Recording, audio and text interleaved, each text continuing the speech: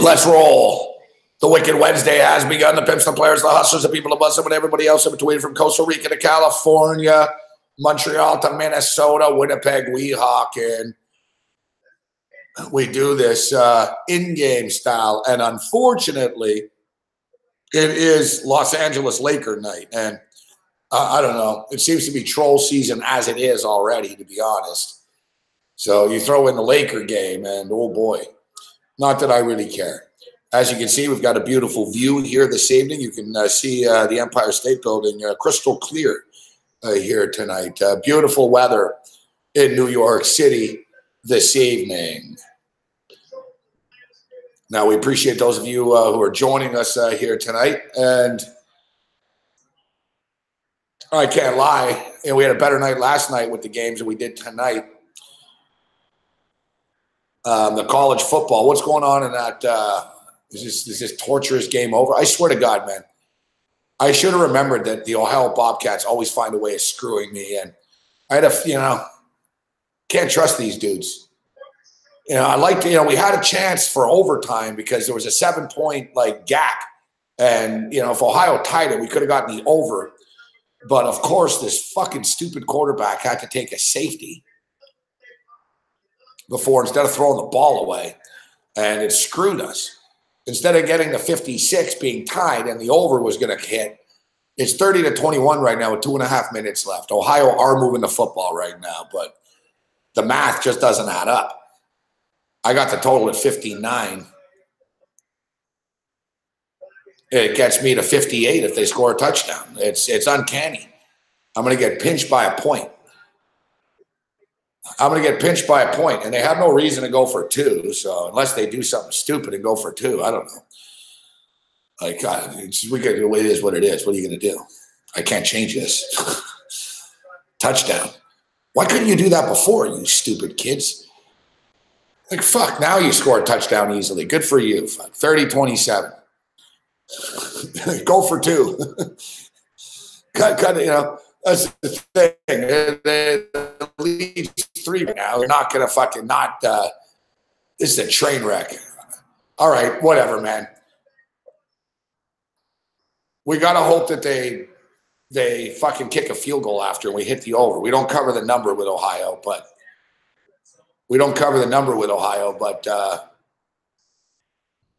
all right, the kid made the extra point, so it's 30-28. You can't make this shit up. I've got fucking the total of 59. Fuck, man. I fucking lost every fucking night. I'm losing these fucking totals by a fucking point, man. Damn you, Lord Gambler. It's unbelievable. I hate to say it, too. I would be buying points down a bit. You guys know I always like to buy, I know these numbers are sharp. But Cam put these plays in, and I can't get the guy to fucking start buying points here and that. He's not the most computer-savvy dude, I got to start just calling these fucking plays in, for fuck's sakes. It's fucking ridiculous. That fucking safety, man. It's 30-28 right now. There's 2.5 minutes left. How many timeouts do you jerk-offs have? All right, Northern Illinois just scored. Yeah, this night just gets better and better, doesn't it? It's a train wreck. Not only that, there was a miscommunication with me and Riggs. Riggs is at the Sportsbook, and he had a winning ticket of mine on him. And I told him, I sent him a text. I wasn't clear enough, I sent the text. I said, these 3 plays, but I meant, just put split them up, split the money up from the winning ticket and put these 3 plays in. That's what I meant. He understood that they're going for an onside kick. That could help the total. They didn't get the onside kick.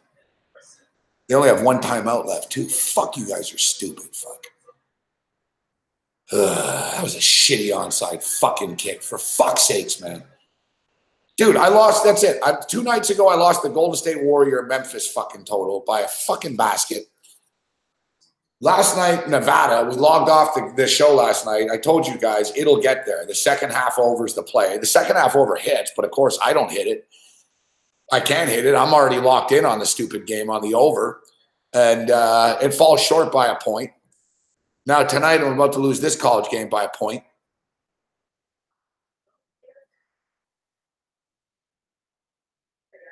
I'm getting pretty sick of this losing by a fucking point stuff, man.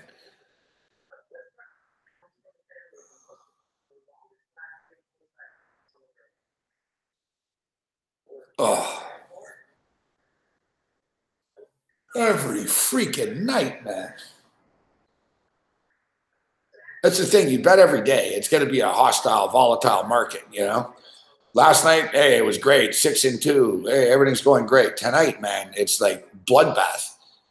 We hit the free, there was a miscommunication. The parlay, there was a fucking $187 parlay played. I didn't want to play a $187 parlay.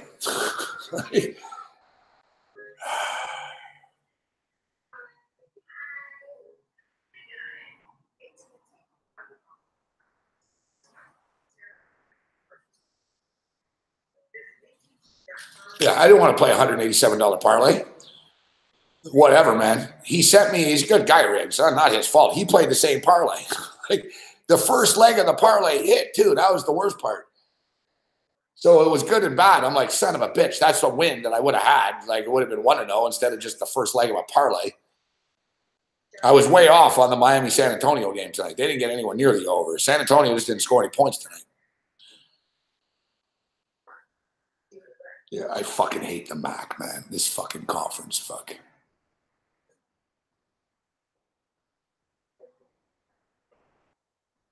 Somebody do something, man. Rip the ball out or do something, fuck.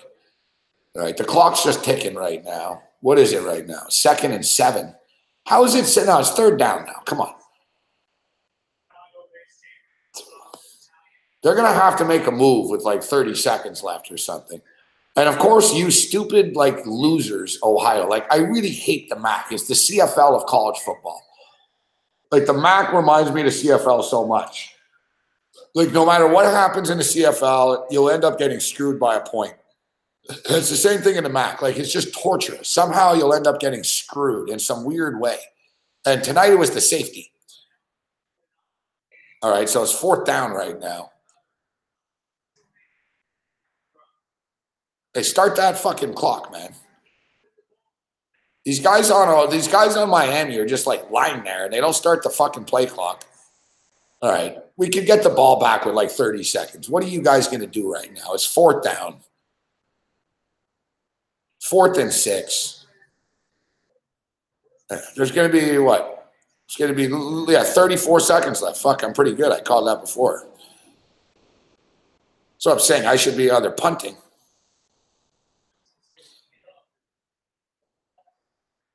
They're going to call timeout here with 37 seconds. You know what? So you're saying we got a chance. 37 seconds. If we kick a field goal, the over hits in this game. Like, if we can get some sort of miracle touchdown run here or something. I don't know, man. A couple of times a year, something crazy happens, right? It never seems to happen like for a team that I need it to happen to, but I'm staying positive. I'm a glass half full guy here. Fucking Toledo. I'm really getting sick of Toledo. My account's going down the tube right now, man.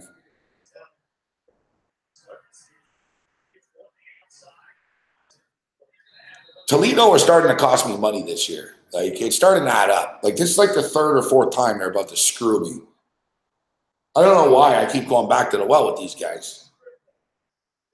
And the thing is, Northern Illinois have won 5 football games in a row, but I thought Toledo had turned a corner winning 2 in a row. We still got a show. We got the over of this game, too. Like, come on, Toledo. Fuck, man.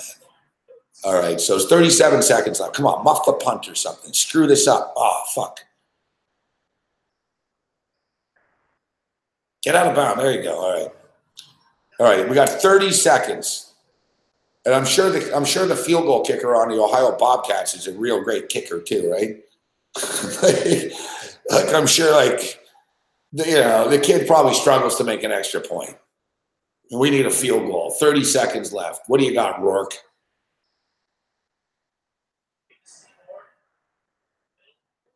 If I was the coach, I'd tell these kids, listen, you guys have disappointed me all year long, all right? I regret recruiting some of you, to be honest. But if we're able to pull this out, I'd think otherwise.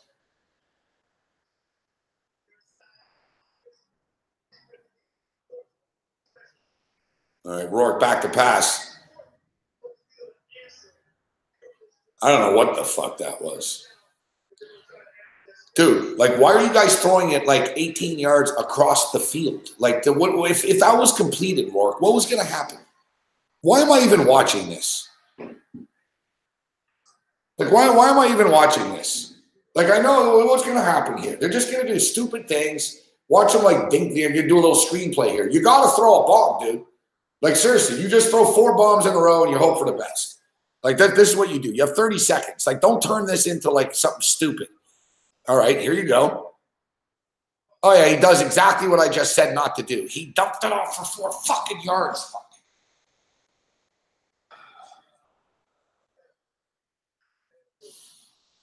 You're just a dumb kid, fuck. Good job, kid. If I was like an arena football league scout, man, I wouldn't give you the time of day. You're great thinking. Like, who's calling the plays here, fuck? Like, I don't know what part of this you guys don't understand. Like, you can't throw 40 passes 2 yards down the field in 30 seconds. It's not going to work. Good for you. You just took 15 seconds to get a first down.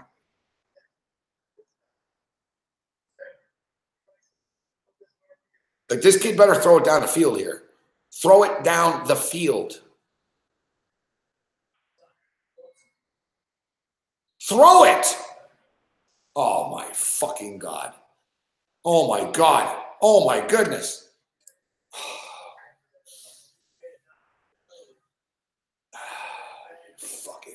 You fucking motherfuckers, man. God, I fucking hate the Ohio Bobcats. I've always fucking hated this school.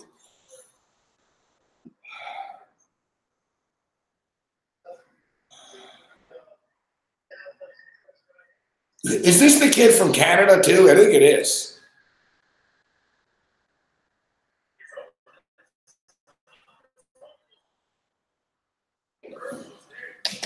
I think the quarterback's from Oakville. Illegal forward pass. Number 5, offense. He was behind the line of scrimmage when the ball was thrown. 5 yards to the 5 yards to the spot. Loss it down. Second down. Makes it works. This kid can't even, like, dude. Like, what part of this? Okay, I only have a couple of seconds here. I better throw this ball away. No, the kid crosses the line of scrimmage and throws the ball. Like, how do you have a scholarship? Like seriously. You can't play for the Weehawk and fucking Indians, fuck.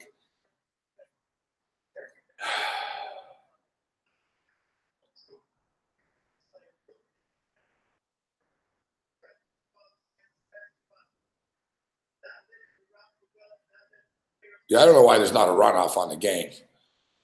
Now they're calling it timeout. I don't know if I've ever wanted to punch a college quarterback in the face as much as I do this fucking kid right now, man.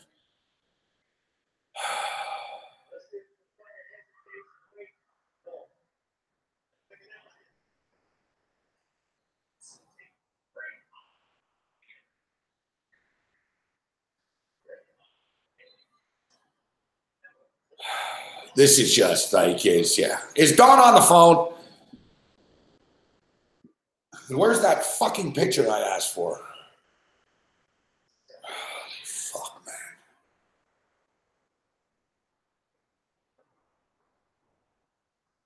And don't even get me started on Toledo. Like, I hate the MAC. I hate the MAC. I hate the MAC. I hate the MAC. I hate the MAC. At least they took the quarterback out. Looks like they're putting a new kid in. All right, kid, have your Doug Flutie moment here. Throw a bomb. I wanted to wait the Blaze run, but I might not. I might have to take a break here. Fuck. This might be the quickest break, the quickest start of the show I've ever taken. Like, I'm about to, like, freak, man.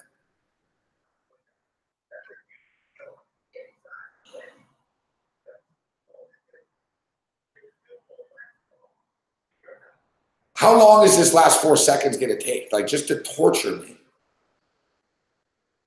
This referee, I like to kick you in the stomach too. Fuck.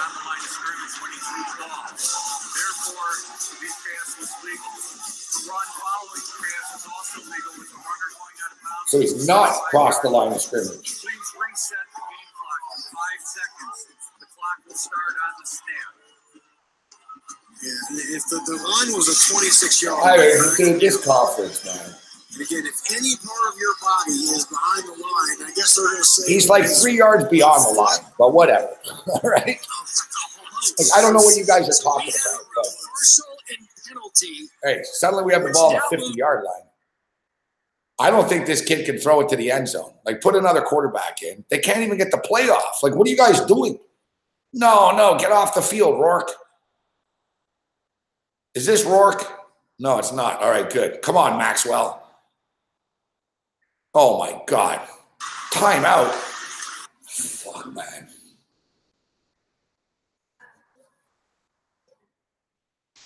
Abolish the MAC.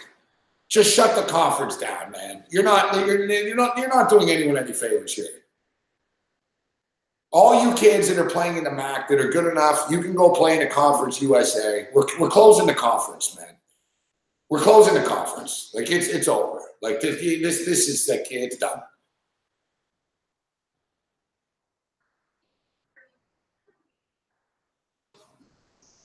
How long is this going to take? This is like 10 minutes. 10 minutes for 4 fucking seconds. And watch, the kid's going to get sacked on the play. That's my prediction. All right? There'll be no Hail Mary. He's going to get sacked. And I don't understand. Like, how come you guys don't have a kicker that can make a 67-yard field goal? You stupid punks. I would say you're a disgrace to the state of Ohio, but, you know. Like, seriously, like a Battle of Ohio. Why would I bet this fucking game? Fucking Twix. God. All right, come on, kid.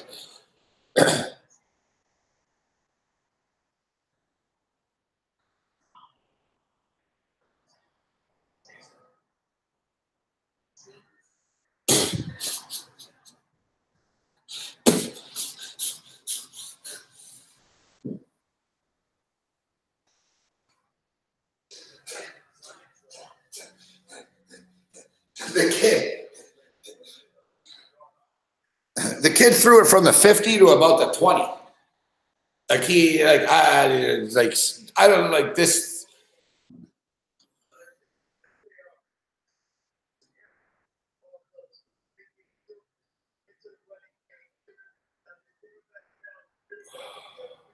Fuck, I hate the MAC. Fuck, I hate the MAC, man. And now I got more MAC here. Let's see if Toledo doesn't. Well, I thought Toledo had the football. I better hit the over in this Toledo game, man.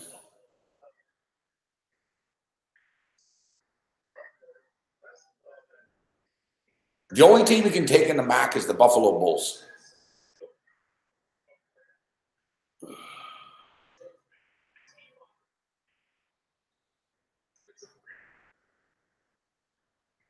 Where are Toledo from, too? Oh, like, really? Like, I can't bet on any team from the state of Ohio.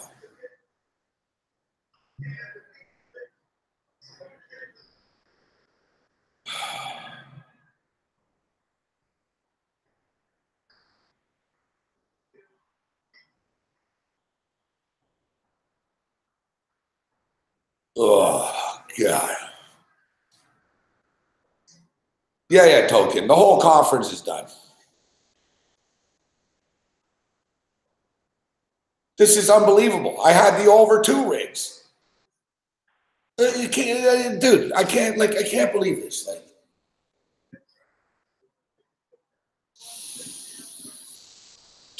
Like, I'm not going to sit here and say, oh, woe is me. I'm just going to sit here and tell you that I'm getting fucking screwed every night. Fuck. Like, it's uncanny. Guys, it's uncanny. Last night, the Nevada BYU game, we lose by a freaking bucket. Last night, what was the other game? We lose by a point.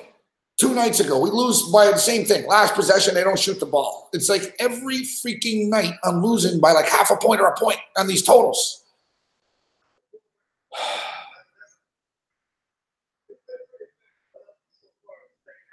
Usually it doesn't upset me this much. It's been a little while since I've been this upset, but it's fucking bullshit, man. Like, that's the only other way to describe this. It's bullshit.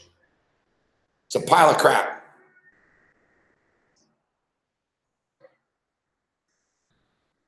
It's unbelievable. Dude, if I take a teaser, I'll lose by a point there. And these two teams are just going back and forth right now. I need the over in this football game. Oh, turnover now. I've had this TV for like 2 days, man. I'm about to smash it.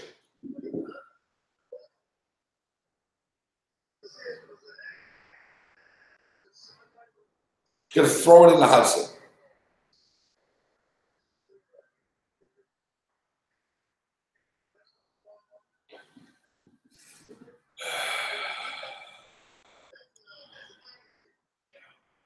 All right, for the record, I'm on the Minnesota Timberwolves tonight, if that makes you feel any better.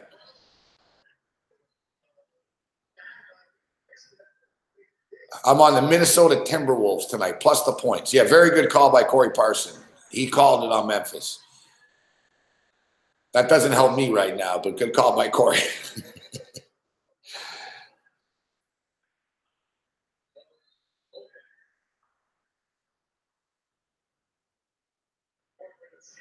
What are you saying no about, Riggs?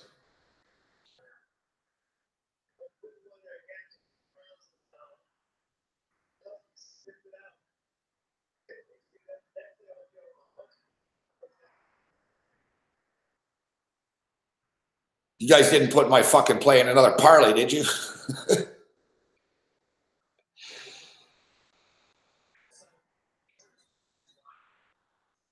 Yeah, Corey's got that ticket. I got a Minnesota Timberwolf ticket.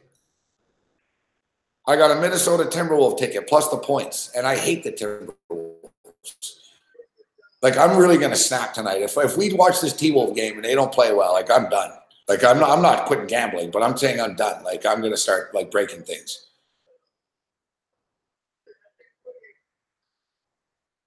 Do we get that game? Is that game on TV? Is LeBron James on TV? I'm assuming he is. What's up, Corey, man? Any carton talk? What do you want me to say?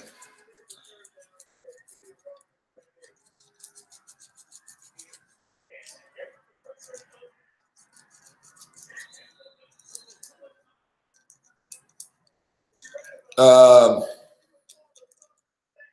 right, ESPN, good. We got ESPN. I got to tell you, it's a tough day for, it was a strange day today in the studio. I sort of expected that the verdict would come in. I thought it might happen when we were on the air, to be honest.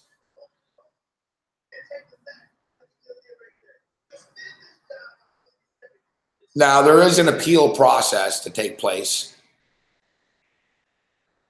And if I was facing a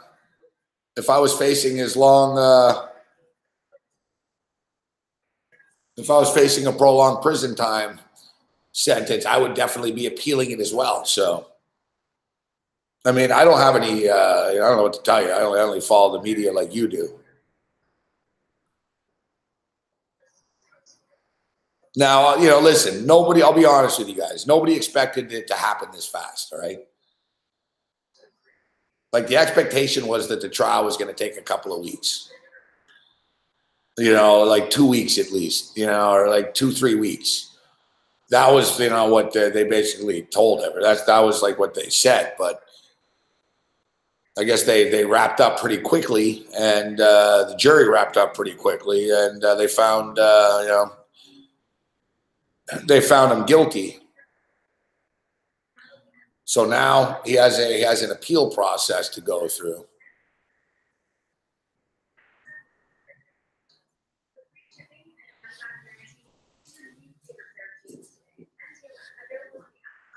There's an appeal process that he now has to go through. So,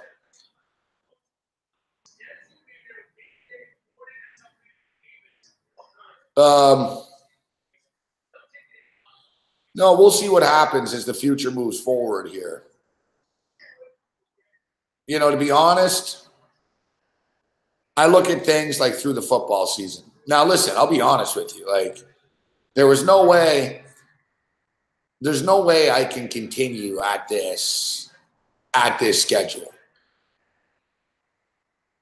Like, it's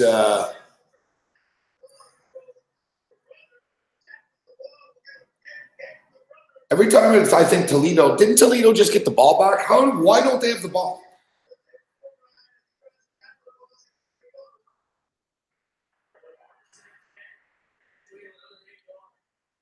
Right? So we'll see what happens moving forward. And I can't tell you what's going to happen right now. This is all it's obviously very new. And we'll see what happens moving forward here. We'll get through the football season, and we'll see what happens. I really take things sort of one day at a time, right? I don't really think about the future too much ever. It's good and bad not to do that. But right now, this isn't about me. There's obviously a lot of stuff to figure out moving forward. Everybody has to be on the same page, etc. Like it's pretty crazy. I mean, this isn't. Listen, I've been in. We'll get to Babano in a minute here, but I've been in this industry for 17 years now, going on 18 years, whatever, and I've been in pretty much every situation. A lot of weird situations, but this is a unique situation. Like I said, sitting in the studio today, it was very, very surreal. Just thinking, wow, like just another it's pretty crazy. And there's a lot of other stuff that goes on. Fuck, it's just crazy. It's been a crazy couple of weeks. Been a crazy week and a half or so. Yet, you want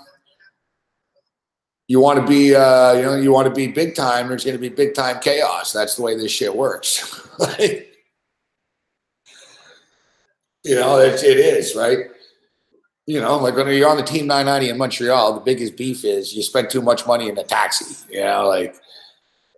There's not like these crazy sort of scenarios and all right, this happens and that happens and you upset this terrestrial station and we're on this, but there's that. And there's a lot of balls in the air right now. There's a lot of crazy stuff going on. So, hey, listen, it's part of the game. It is what it is. It's not a game for Craig Carton, obviously. It's not a game for me. It's my life, but I don't know. Like I said, I don't know. We'll see. As I stated, my current schedule is not something that will be sustainable for forever. And I'll tell you, there's no one else that can do it, really. I mean, every day is a marathon. Like today, Wednesday, like I said, I only got back here like fucking. Look, I finished Sports Rage Against the Machine at like 8:30 or something. And I was in the studio this morning at 8 a.m. Like these are like 16-hour days, but every day, pretty much 7 days a week. But no doubt, like the work suffers eventually. Like, it's like Cal Ripken. Cal Ripken played every day, but, he hit 250 a lot. He hit 250 a lot.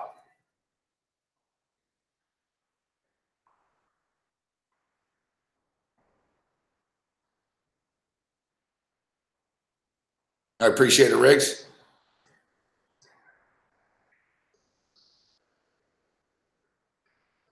Thank you, Matt.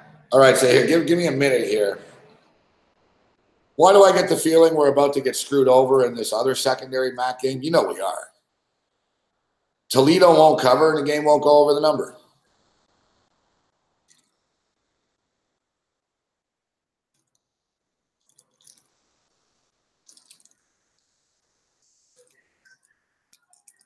Yeah, it's exactly 250.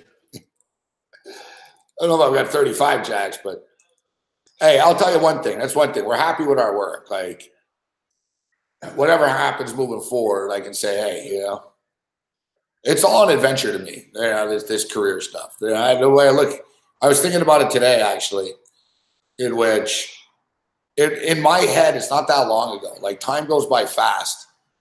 It wasn't that long ago. I remember I was walking into CFMB in Montreal on this quiet street in Westmount and thinking it was like the greatest thing ever. Like, I remember like walking out of that studio with a swagger thinking, man, that's pretty cool.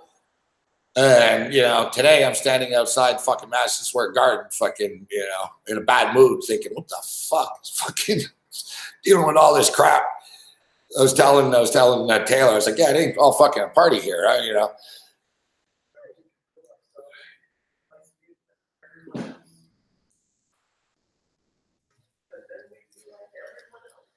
But think about it, along the way in Las Vegas, it's been a good adventure.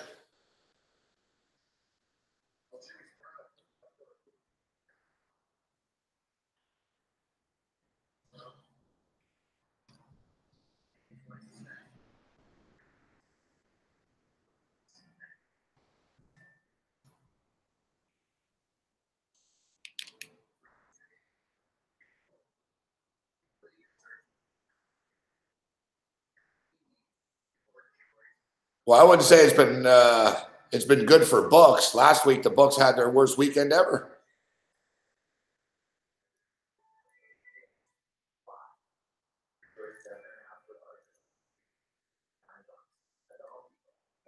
I'll tell you guys right now, what works in gambling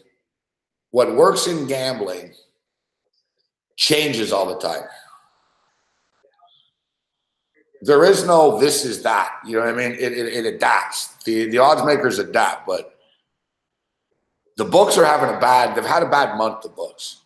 That's why, I haven't been bad. It's kind of weird. I don't know. Like, I haven't had a great gambling NFL season or football season or college, but I haven't had a bad one. It's been kind of like just give and take, like, all the time. It's kind of bizarre. Like, I've never gotten killed, really. I have not, like, I really haven't. I've never, like, been like a financial ruin, like, oh fuck, I just really fucked up. And I haven't walked out of the book like, oh yeah, this is amazing. Either like, I don't know, I won 600 or I lost 400. I fucking won 280 or I lost 140. Like, it's weird too. Like, I could bet more money, and at the end, it's always just sort of, well, I won today, and then I gave it back the other day, and then I got it back, and then I gave it back. It's like last night, it's just back and forth.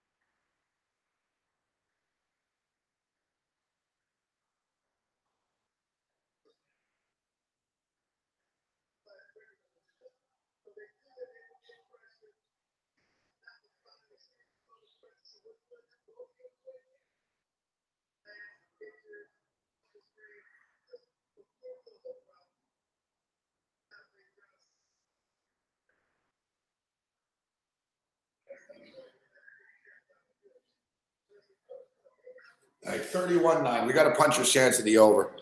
All right, I was just thinking, though, what a crazy world it is, what a crazy business it is. But like I said, well, everything is still sinking in for me as well. So I'm not, basically get me after a couple of drinks in a week or two. Like, I'm still computing everything. But, one thing I will say to you, the Craig Carton that I knew that, I didn't know him. I haven't known him a long time, but, I was close. I sat next to him and I sat alone with him in a fucking room for like an hour, fucking like before we were on the air every day. So I talked to him quite a bit, and he's a cool dude. He's a brilliant radio host. Like he really is good at what he does. Like I was sitting there next to him, and I've worked with a lot of great people, right? And he's very, very good. Like he's amongst the best. He knows. He's got a good personality. He knows how to drive a show. He's got that it factor, and he was very nice to me. And I'm not just saying that. Now we're not the best of friends, but at the same point in time, he was very nice to me. And the thing I will say is, personally, I think it's an overreaction. Now he's not going to get 45 years. But I think it's an overreaction. The whole case. I don't really, I get it and I don't. It's a lot of money. It's a lot of money. Like I understand. I'm not naive, but at the same point in time, people whack people and get less fucking time than this. Like people need to chill out. No one got hurt. Fuck. It's a victimless crime. Like, no, you know what I mean? Yeah, some funds were misappropriated. It's misappropriations. Shit like it happens on Wall Street fucking 99 times a fucking like a day. So the thing is, in the district, especially behind me here, and Drew can attest to this, is they like publicity, man. That's how these people climb the ladder and shit. This case has been in the New York Post, and he's a famous dude. He was like the #1 sports talk show host in New York for like fucking 8 years or whatever. You're a famous guy then, and they like nailing famous people in New York. That's what they do. I better not get too famous.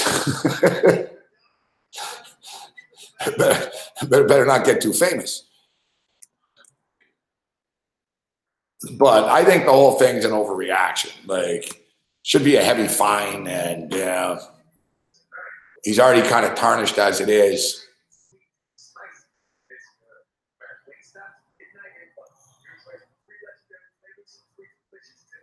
Exactly. Like Riggs is saying, like nobody got hurt. It's not a violent, situation.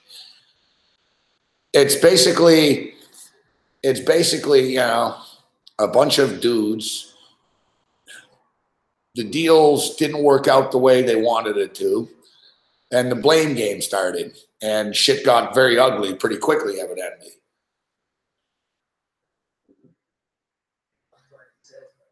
Now, listen, I'm not saying anyone's like, I don't know the full details of everything. But as I stated, to me, it just seems like it's like overkill. It's like, yeah, it's over tickets and shit. It's like, yeah, all right. There were some tickets that were not here or not there. Like, you know what I mean? I get it. But it's like, I don't know, like federal and stuff. It's like, to me, it's like it's almost like a civil thing to me. It's like, listen, I got screwed for this. He screwed me. He said this, all right. You owe him this. You know what I mean? It seems like I said, and Wile E. Coyote is correct. I'm not naive.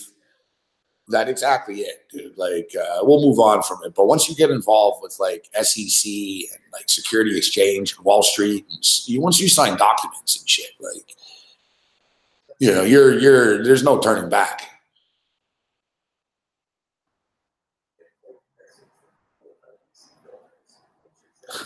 Exactly, Ken. Like, if it was Canada, you'd be in civil court, you'd be a fine, and be like, all right, you're right. But anyways, as I stated, we wish him the best. There's an appeal process. As far as my situation is concerned, let's let everything play out. It's obviously a fluid, very, very. It's a by the minute situation here, right? Like I said, this is it's a surprise for everybody. Let's let the dust settle. And like I said, right now it's not my turn to say, hey, what about me? Like, it's just not. I can tell you, I enjoy working with Corey. I enjoy working with Michelle. I've enjoyed this chapter. And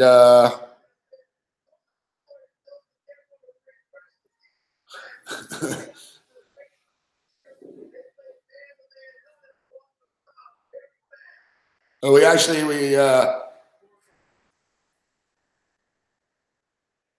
like I say, we take things one night at a time, one day at a time, 1 week at a time. But there's not like massive wholesale changes coming from me or anything like that. Like I said, we'll take this. We take it a day at a time. Let's let the dust settle, gentlemen. It's like I said, it's a unique situation. It's a unique situation. I'm not the only one involved in this. Like I don't call shots, right? So there's a lot of decisions. There's crazy shit. Like I'm not gonna get into it, but there's a lot of stuff. Like there's a lot of complications, man. All right, so let's see if Babano's ready to step up and in. As Toledo really do just blow. Like the only way we're gonna hit this over is if like Northern Illinois just really smoke them. We're running out of real estate, as Ted Keevan would say. And of course, now like the Toledo, this game just sucks. The MAC is just killing me tonight. But yes, we'll be on in the morning.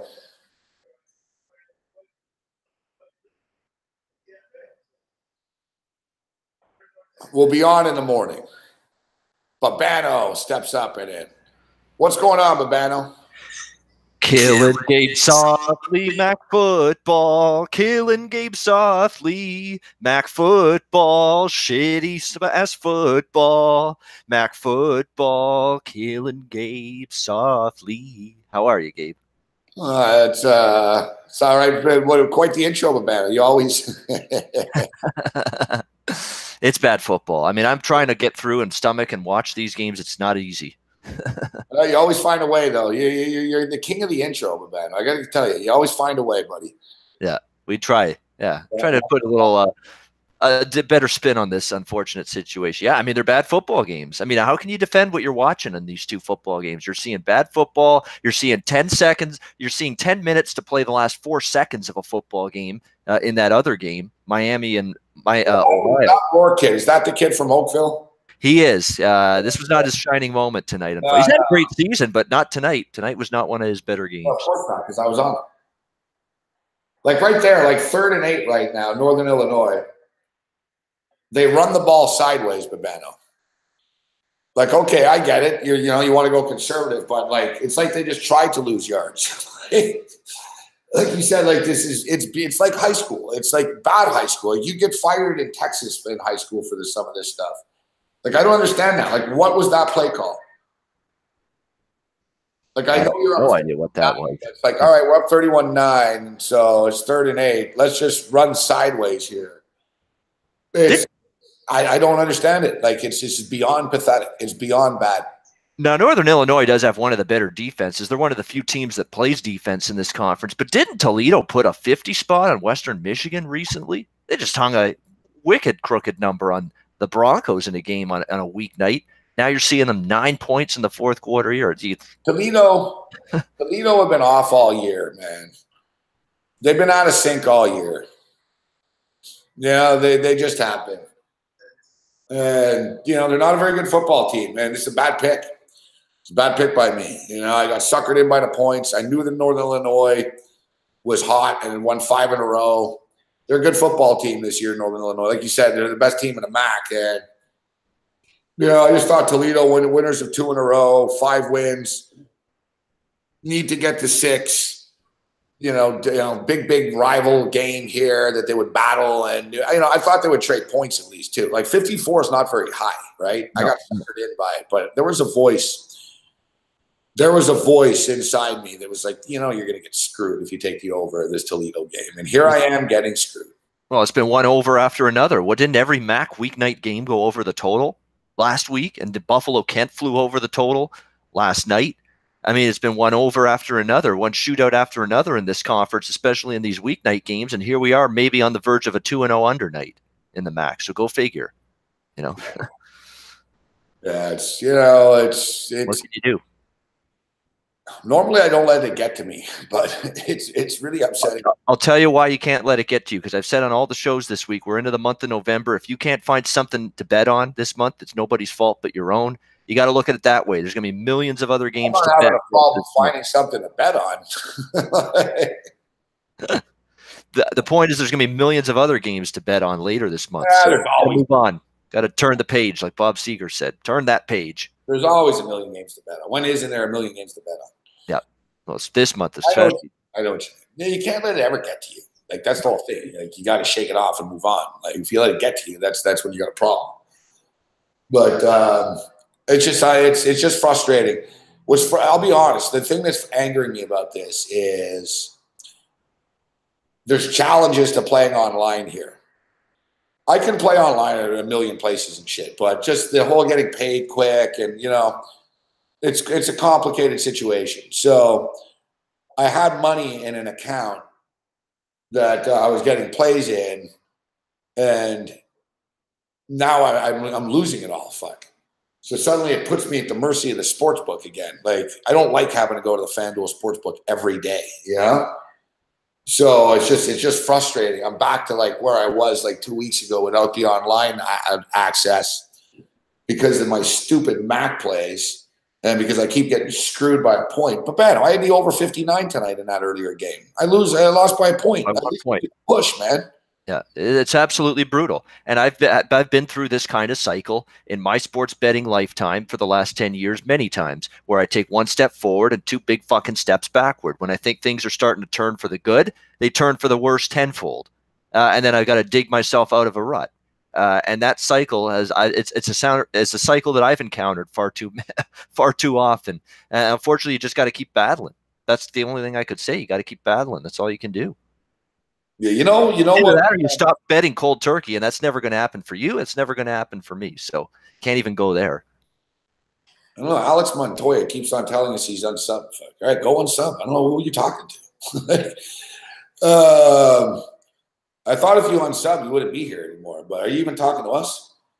Yeah, it's just what Bill Walsh said. Bill Walsh, the coach of the San Francisco 49ers. Of course, yeah. Yeah, with Montana and all those guys. He told the team once, like, they lost and they were they were down. And basically, a lot of players said that Walsh was never mad. Like, he was never really, like, he was serious, but he was never, like, pissed off. Like, even after a loss, he was never mad. And they'd lose, but he wasn't like, oh, he didn't care. But after he would tell them, he'd go, guys, it's all right to lose. He goes, we're going to have a problem if we lose again next week. And basically, like, Walsh's deal was, we can't never lose 2 games in a row, right? If we lose, fine, but we're going to go on a winning streak after this, guys, right? And it's the same thing with gambling. You have a bad night, get over it, boom, put the fire out the next day. You let it carry over and consume you. And I don't. I'm too busy to let it consume me. And it's also a problem because I probably don't have enough time to cap as much as I'd like, but I'm still doing good, but it is what it is. So I don't have time to let it consume me. I'm not like during the day when I'm doing these shows, like, when I'm sitting there next to Serpico in the morning, I'm not thinking, oh, fuck, I got screwed by a point last night. Bullets are flying fast. You know what I mean? It's TV and lights and all this shit. So I'm distracted by it, but you know what I mean? Like when you lose, it's like golf, man. It's the same theory with a golfer, right? If you have a bogey, like whatever, you had a bad hole. Doesn't mean that the next 17 holes are going to be bad. It's like the super contest, right? You have a bad week, get over it, get back on track. You can't, the whole woe is me and depression or, let it get the best of you in anger, or you go on tilt and you start doing weird things because you're pissed off. You got to try to avoid those pitfalls after you lose. That's the big key. Yeah, you're right. Bill Walsh is a smart man. Bill Walsh knows negative energy and seething and being angry and breaking shit and kicking garbage cans after every loss was not going to do him any good. It wasn't going to help him beat the next opponent. It was putting the time and the power into focusing in on the opponent's weaknesses and trying to exploit them. And energy, right? You can get mad for a minute, rah. Like I'm upset now, but I'm just trying to like blow off the steam. But you're right. Like the whole, even in life, right? If you carry just negative energy all the time or try to do things out of anger, it'll eventually burn you out and it'll backfire,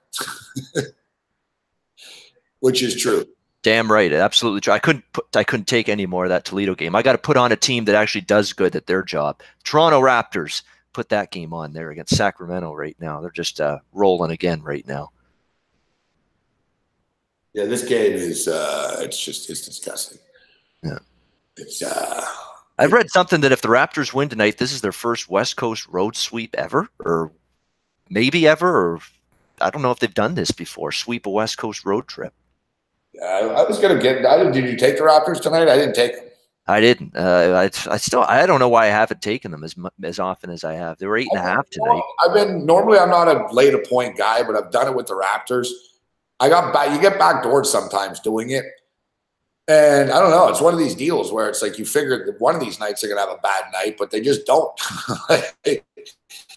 They're a machine. Like the Raptors are a damn good team. I can't bet every game. I wasn't at the book.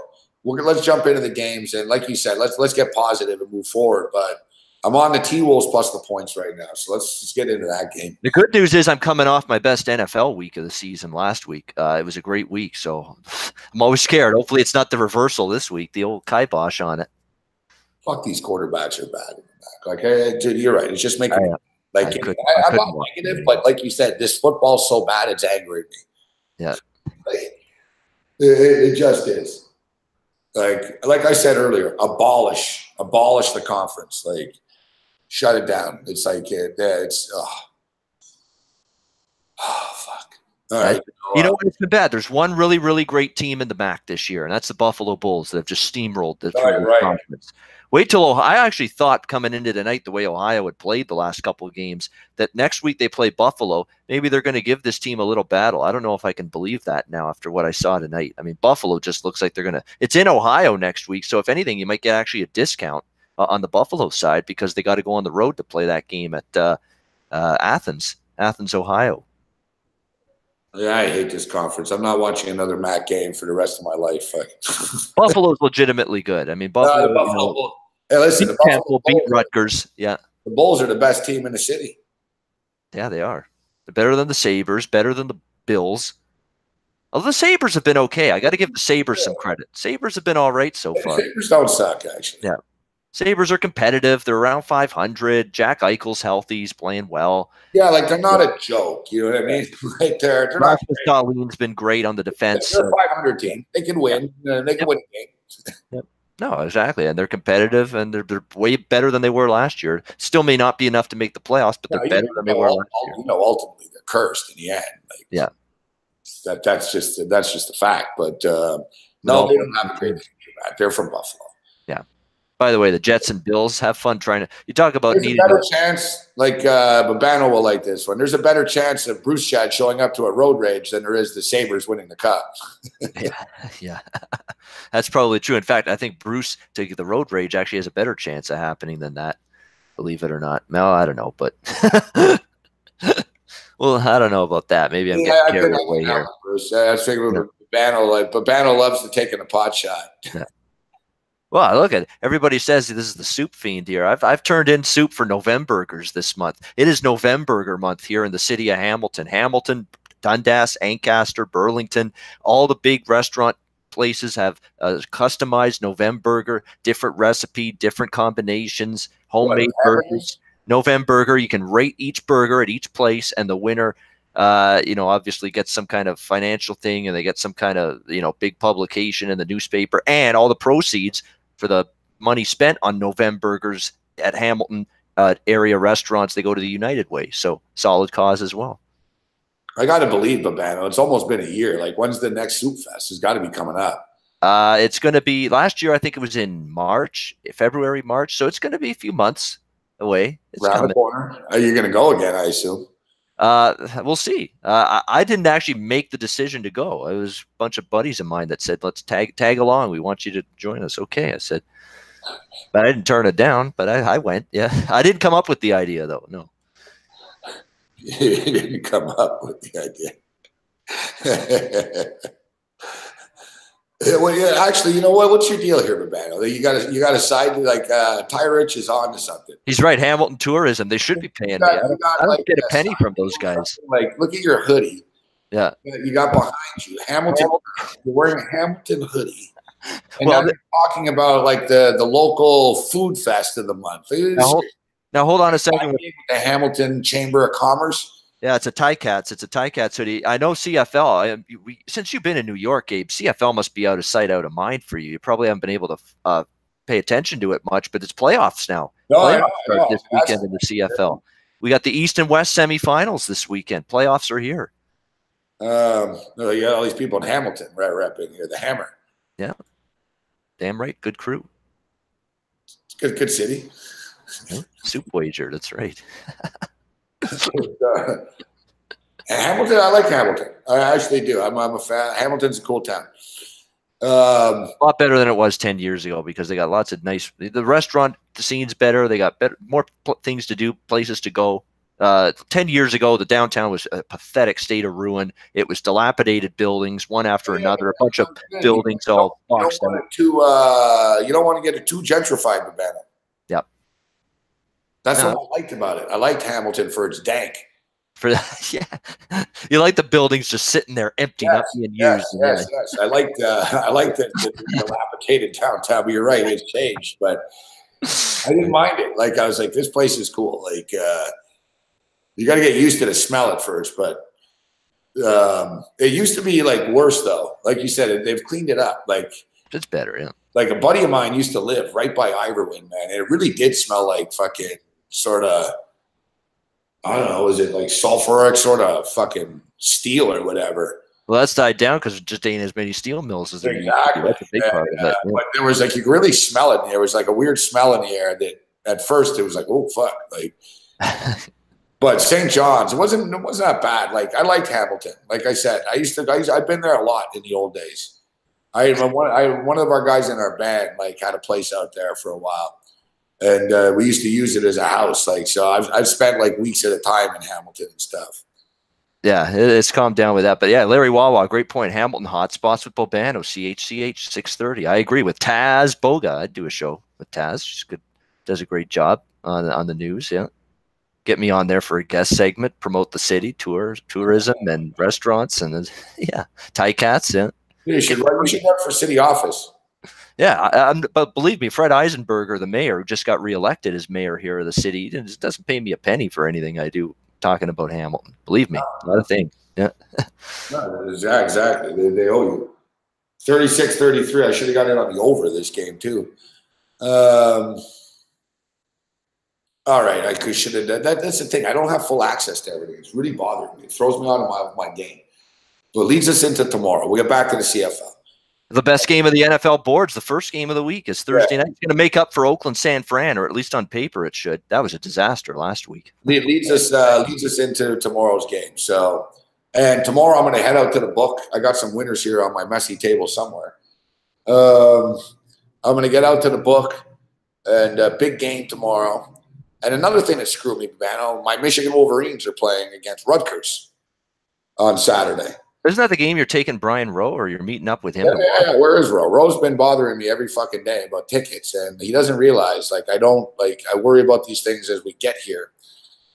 This is the week. This is Michigan Rutgers week. Yeah. I would actually boot Alex Montoya, but he's actually entertaining me. I like your insanity, Alex. I look pale because of the light. The light's like shining on me. Yeah, so. No, I like his dankness. Yeah.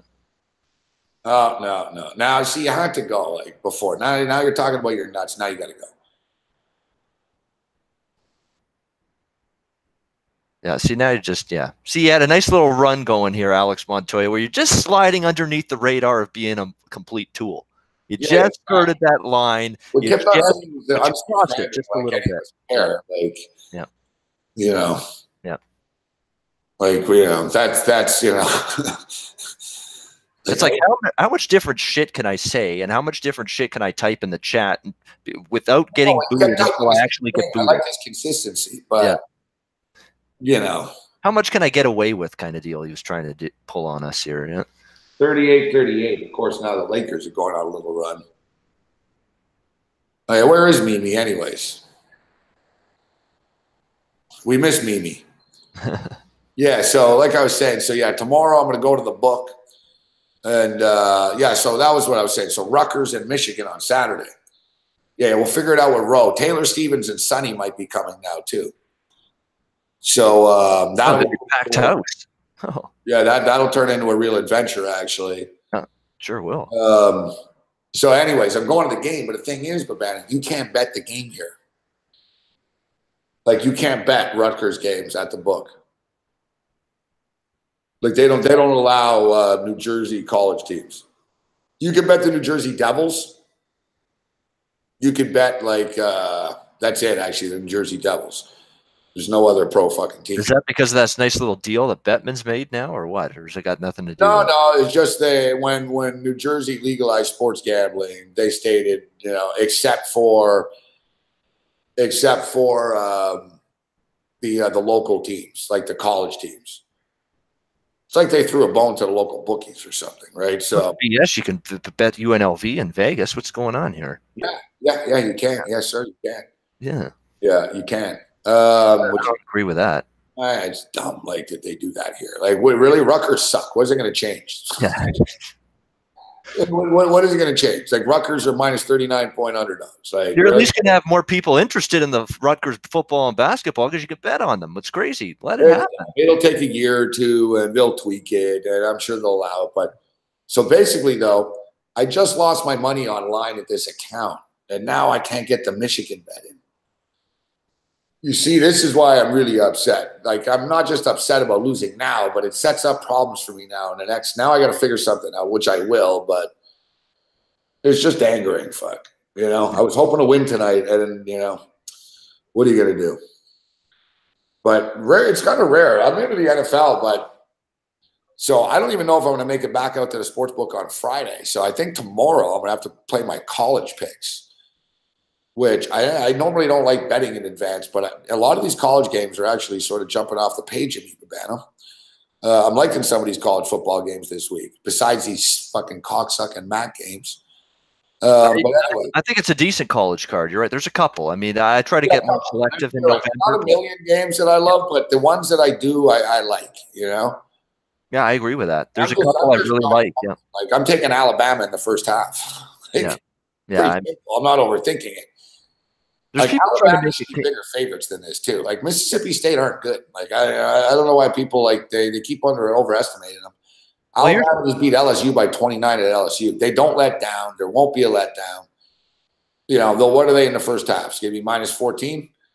You know, it's not going to be 12, so it'll be 14. Maybe it'll make it 14 and a half to scare people off. But even that, whatever, man. Alabama will be winning like 28-3 at the half.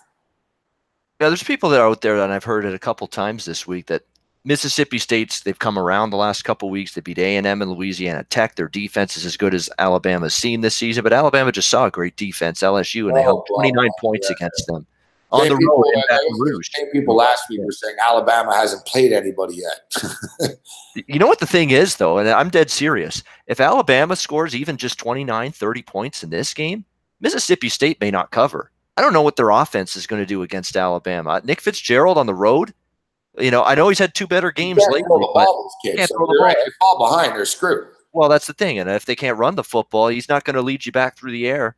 Not even maybe this guy. I don't know why people want to make an argument to bet against Alabama all the time. It's just there's no reason to. Like they cover. Like I get it when they're minus 41 and they're these stupid, crazy numbers and stuff like on the road. Like when they were minus 30 at Arkansas or minus 35 and shit like that.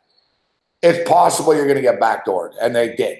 It's not like they're a covering machine, actually. Like they have, what are they against the spread, Alabama? I think they're 6-3, maybe 5-4. Like they got backdoored 3 weeks in a row, but they're 9-0 against the spread in the first half, and I don't see it changing here. Like they're not going to let up. Saban's not going to let up at this time of the year. No, I think it's. I don't want Mississippi State. I mean, when it comes to Alabama games, Gabe, but when the week starts, I just almost don't even handicap it. It's like I'm not bet.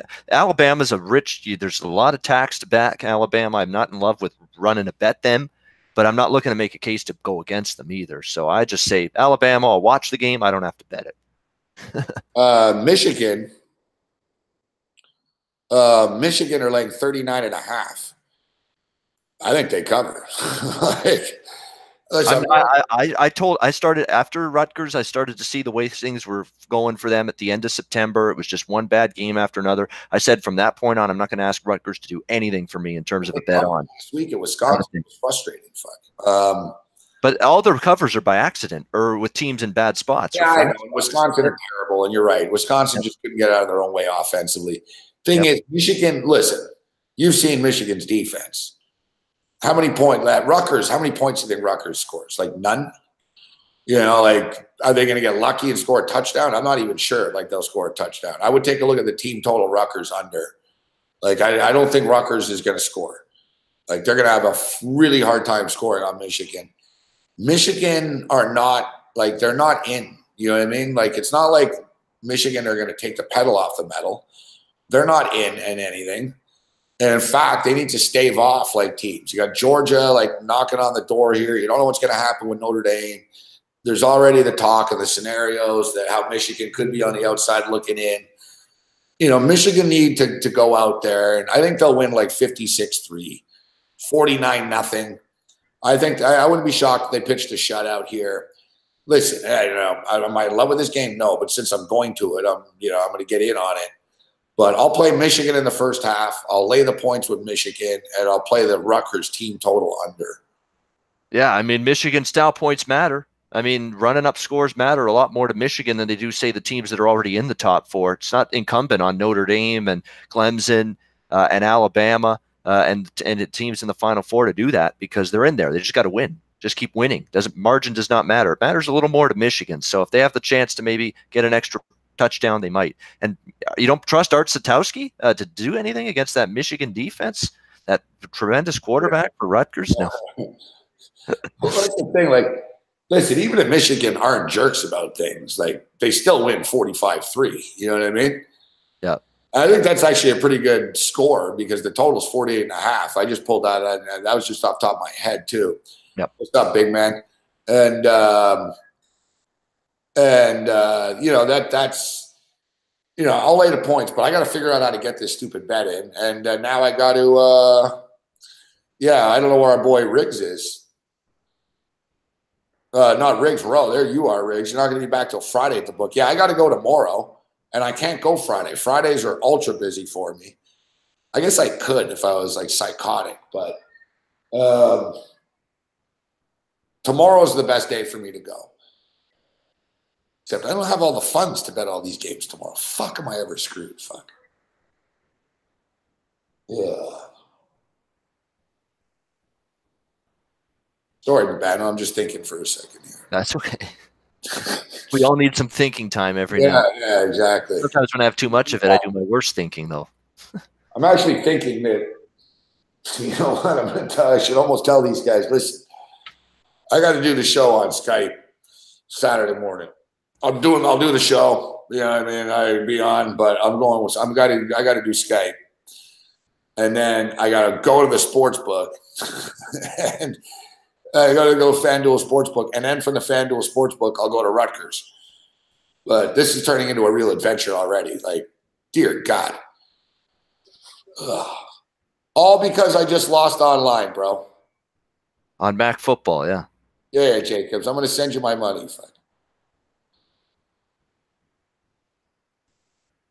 RS Jacob 5 with no avatar. He's gonna get my action in, Babana. All right. Jacob, yeah, I'm gonna, hang on. Let me give you my bank information too. So when I win, you can just directly put it in my bank for me. He'll be your runner. There you go. Yeah. You trust RS Jacobs for sure. Yeah. Yeah, nothing personal against Jacobs. Sure. He'll take care of you there. Make sure your money goes in the right places. Yeah, I think. Well, you better buy a TV then, Angel. I think it's time actually that Drew becomes the man. Between me, Riggs, and Corey, we'll put you in business. Yeah. Actually, it crossed my mind the other day. I'm not gonna lie, but I don't know the guy enough. But that's the whole thing. I'm gonna be sitting here worried about some dude I don't know. I was going to tell the guy the other day, I saw him and he asked me, he goes, hey, what's going on? I was going to say, listen, how much you want? You're here every day anyways. Like, how does this work? I got to get some action in. This is what it's come to. Basically, half the people in that book are runners. Yeah. At the FanDuel for other people. Betting for other people, yeah. Like half the guys are there, like, it's just dudes, their phone rings. All right, they go to the window. And that's all it is. Like, wow. Yeah, it's a bunch of people working for Billy Walters type personalities there. Yeah. Yeah, exactly. Just ringing in bets. Oh, give me this, give me that. That's when you know I've made it. I got my own personal driver and then runners. Yeah. Yeah. I'm still working a long way to go before we get there. Yeah. If we ever get there. Yeah, I don't. My unit sizes aren't big enough for a runner. Yeah. Although I did accidentally play a $187 parlay tonight. 51.50 right now for Minnesota against the very challenged Lakers, who have had obviously a lot of issues with now Luke Walton. You got the vote of confidence from Magic Johnson. We know what that usually means. That means you're in even thinner ice than you were before. Yeah, let's go into the. Let's go. Where's this other game?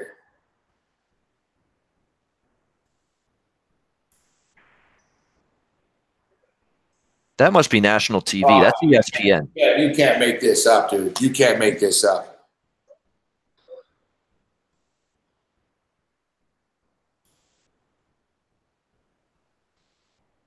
Uh-oh. Gabe's doing the pace of anger. It's obviously not good news, this you can't make this up thing. The pace of stress, the pace of frustration, the pace of anger. It's not a good sight. What happened? I had over 54. The final score was fucking 53. Oh, the Toledo game. Yeah. Yeah, that went final, minute ago? 38-15, yeah. Yeah. That's 2 1-point losses with totals, yeah. 2. 1 point. 2 points combined. Yep. And all those opportunities Toledo had early in the game that they frittered away and yep. Oh, fuck. I kind of thought Toledo's defense would give up points. I thought Toledo's offense would do a bit better. Northern Illinois is a good defense. I give them credit, but like, can you believe this? Like,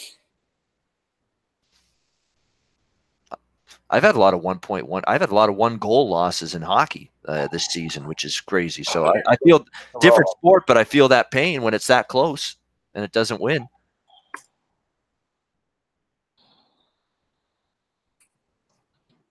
Holy fuck, man. Holy motherfucker. Yeah, that's tough. And this One point is kids and pets and a situation that we can all understand, whether we have kids or pets or neither. good time to talk to Don. Ohio. And here's what he writes. Dear Casey, this may seem to be a strange dedication request, but I'm quite sincere, and it'll mean a lot if you play it. Recently, there was a death in our family. He was a little dog named Snuggles, but he was most certainly a part of... Let's go start again. I'm coming out of the record. Play the record, okay? Please.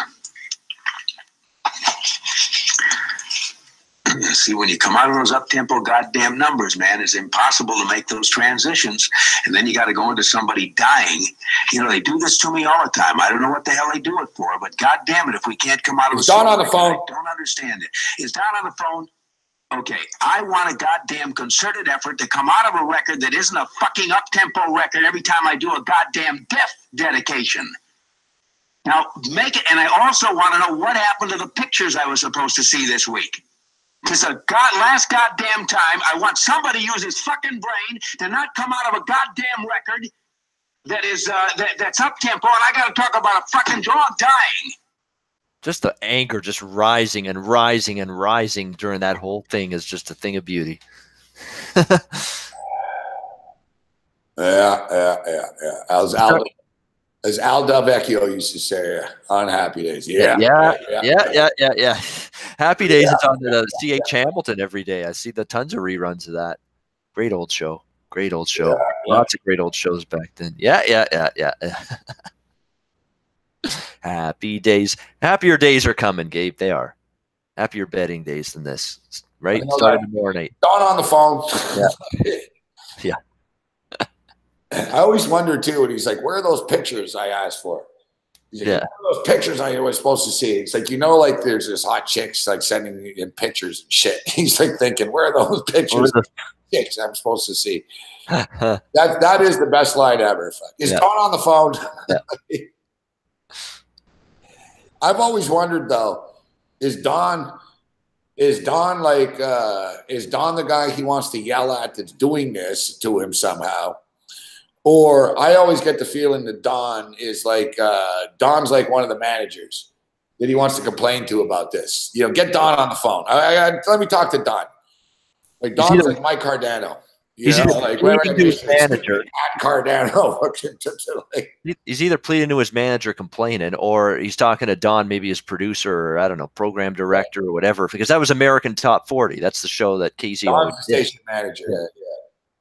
Yeah, it's hard to believe because I got a lot of problems. Like this is like that's what he's getting at here. Yeah. Is Don on the phone? Yeah. Oh man, this what a frustrating. All right, so that was American Top 40 was Casey's. I can't believe I just lost another bet by half a point. I just lost like $400. Like he did that show American Top 40 for 30 years. Now Ryan Seacrest's probably going to end up doing it for 40 or 50. Like he'll be doing that forever at this point. Yeah, that's brutal. I mean, that's 2 losses that by 1 point each. That's tough. Yeah, it's I don't know. Yeah, it's All right, so Carolina Panthers and the Pittsburgh Steelers tomorrow, which will start the turnaround. The good, yeah, I like. I should mention too. Oh yeah, that's it. I lost a $400 teaser on Sunday night because I had over 49.5 in the Packer Patriot game. Got to 48. Yeah, there's another. I just want to throw that out there. Although Monday I swept the board pretty much. Like I killed Monday Night Football. But Sunday night, Tuesday night, Wednesday night, screw job by half points. Like I've lost like 6 bets by half a point, or a point. It's too much, bro. It's too much. It's just too much. It's too much. Like I can't take it anymore. Now, with how much you love the Carolina Panthers, you absolutely have to be on them too, plus points tomorrow, I would assume. Well, it's kind of a weird spot for them tomorrow. Wow. So you're a little hesitant. I don't blame you. I mean, Pittsburgh's playing well. Pittsburgh is playing really good football right now. I do. I'm taking Carolina because they're so good to me. And, I should just give up on the Bills and just stay a Panther fan. Kakalaki fan, yeah. Yeah, yeah. Like Panthers, like Corey said, it's my NFC team. This one's from North Carolina. I don't even have to pledge my allegiance to the Panthers. People know. You know, I've backed them many, many times over the years. So I think the teaser's in play tomorrow. The Panthers, if they lose, they'll lose right around the number. I think there'll be points in this game, but you know what? I think Carolina's a better football team than Pittsburgh are. And I think they're more well-rounded. Pittsburgh's defense isn't very good. Carolina's defense is good. Like Carolina's offensive line is getting healthier right now. You know, they match up very well, I think, with Pittsburgh. I think they can go in there and play smash mouth. I expect Cam Newton to have a big night tomorrow night. Except, you know, Pittsburgh Steelers are also on a 4-game win streak right now. They're playing their best football of the season too. No, they are. These are two teams playing good football. I mean, Carolina 3 in a row straight up, 3 in a row against the spread. Pittsburgh 4 in a row straight up, 4 in a row against the spread. So you got 2 streaking teams going in here. I'm not involved in the side. I think I don't want to go against either one. It's a better spot for Pittsburgh at home, no travel. But I think Carolina, as you said, they're going to move the ball. Cam Newton and that offensive line getting healthier. Cam Newton's looking better in the passing game.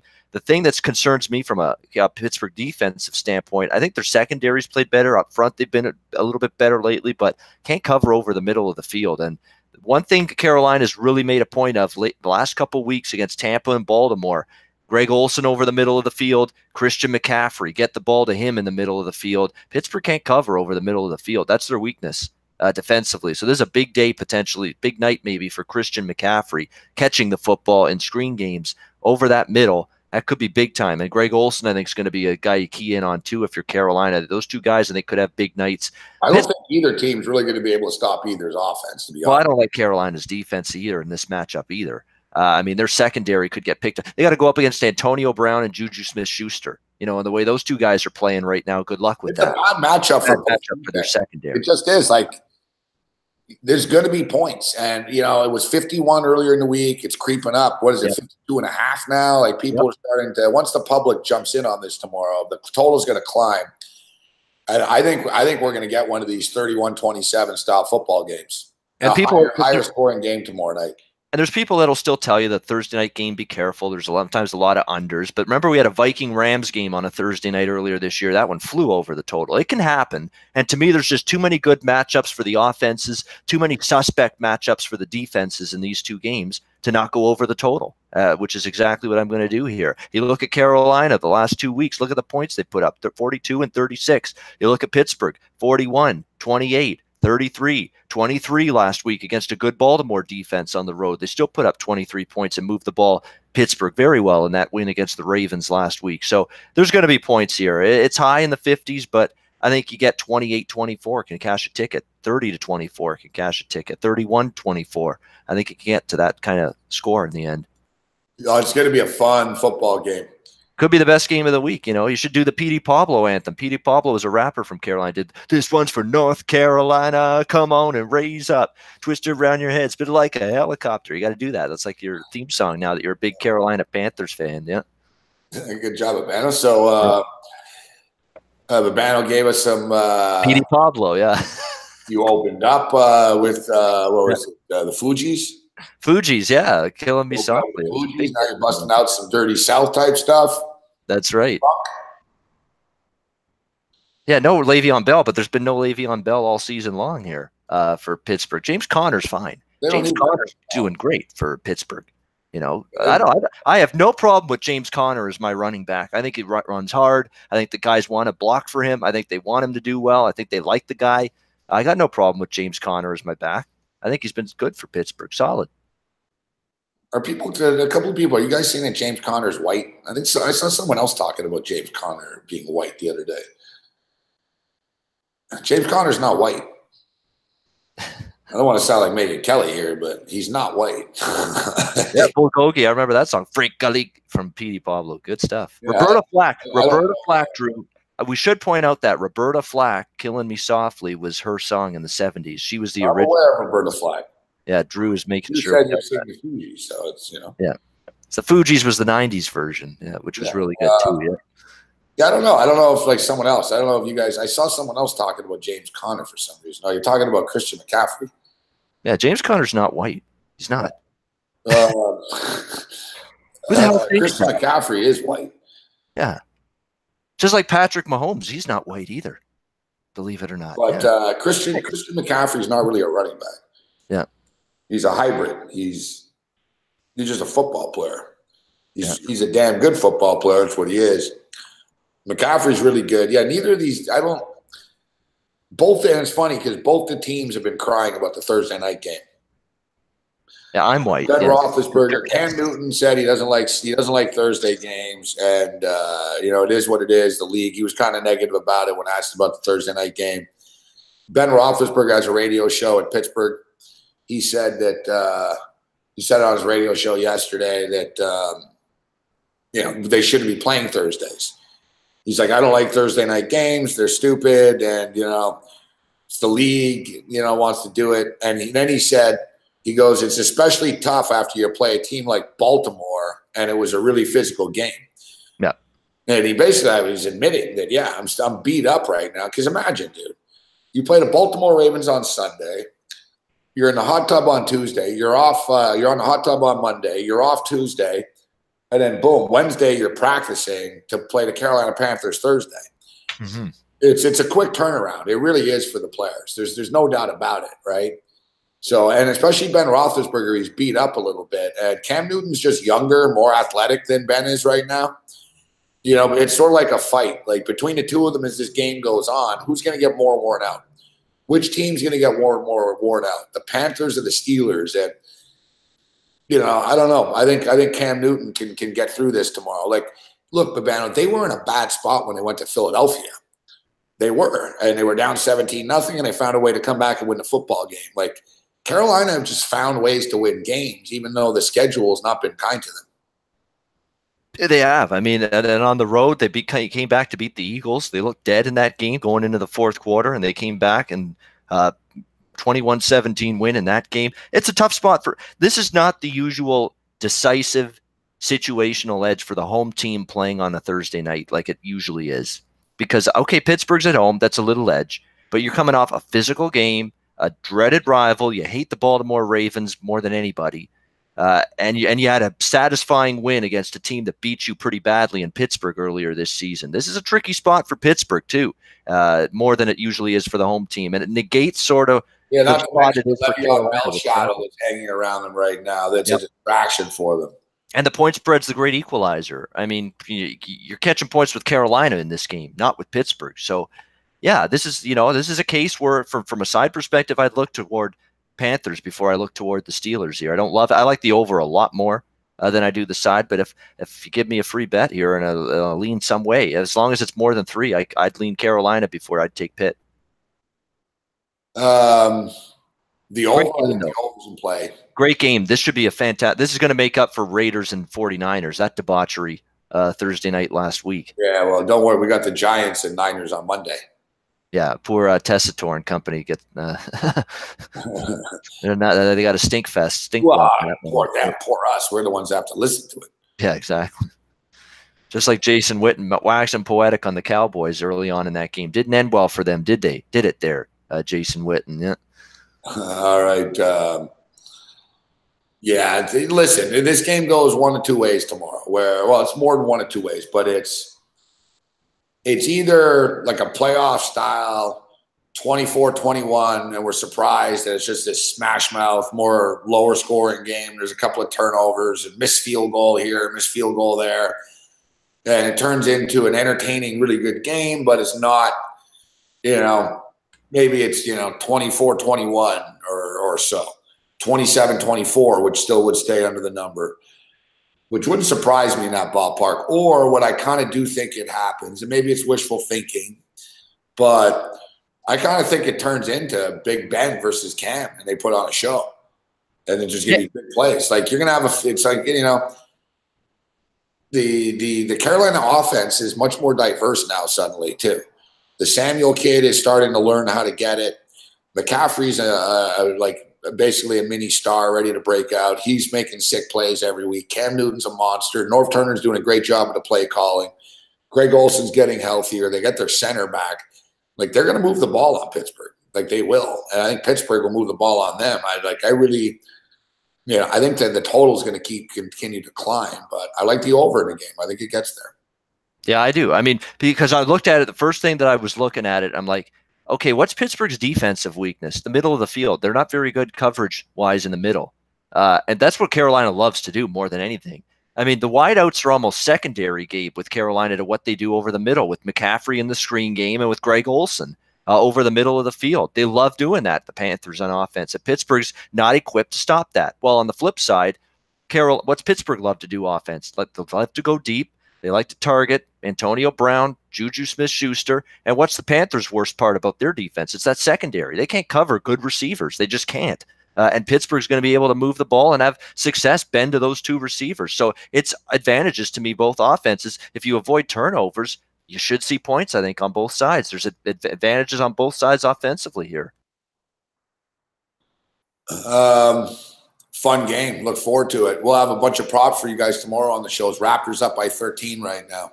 McCaffrey and Olsen have to be considerations in any fantasy lineup that involves the Thursday night game for Carolina. Smith-Schuster, well, Brown obviously going to have to pay through the nose to get him, but Smith-Schuster has got to be a consideration on the Pittsburgh side. I mean, I think those guys are going to have big fantasy numbers if the offenses play to the weaknesses of these two defenses. Were you adding DFS advice to your portfolio? Not really. It's just off the top of my head, Gabe. It stands out like a sore thumb that these guys are all going to have big nights if they take advantage of the weaknesses that these two defenses have. With Carolina, they can't defend the outside receiver. Pittsburgh can't defend the middle of the field. So there you go. It's set up for all those guys to have good nights. Speaking of DFS, I'm just looking at my NBA lineup right now. I'm in 4,000th place out of 59,000 people, which is good enough to triple my money, actually. Derrick Rose already has 25 fucking fantasy points at the half.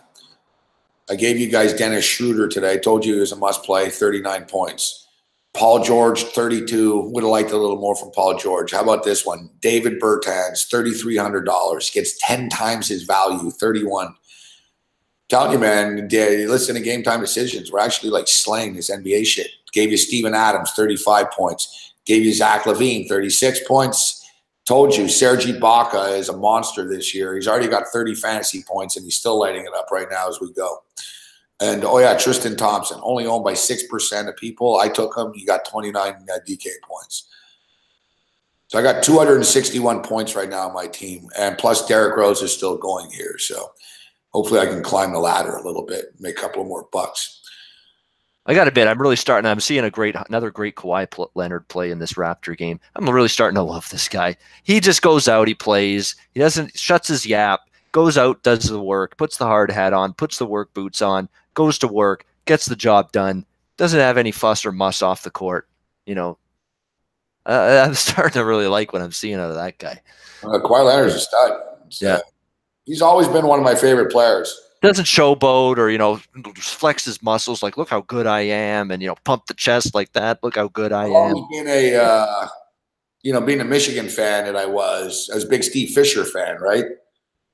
Yeah, exactly. You love Fab Fisher. Well, of course, Michigan ties. Yeah, Fab Four. Like Steve Fisher went to San Diego State, and now the coach of San Diego State was also the coach with Michigan and shit, and an assistant forever. So I always pulled, and even in the 30 for 30, like Fisher said, like the Fab Five always called them and like pulled for San Diego State.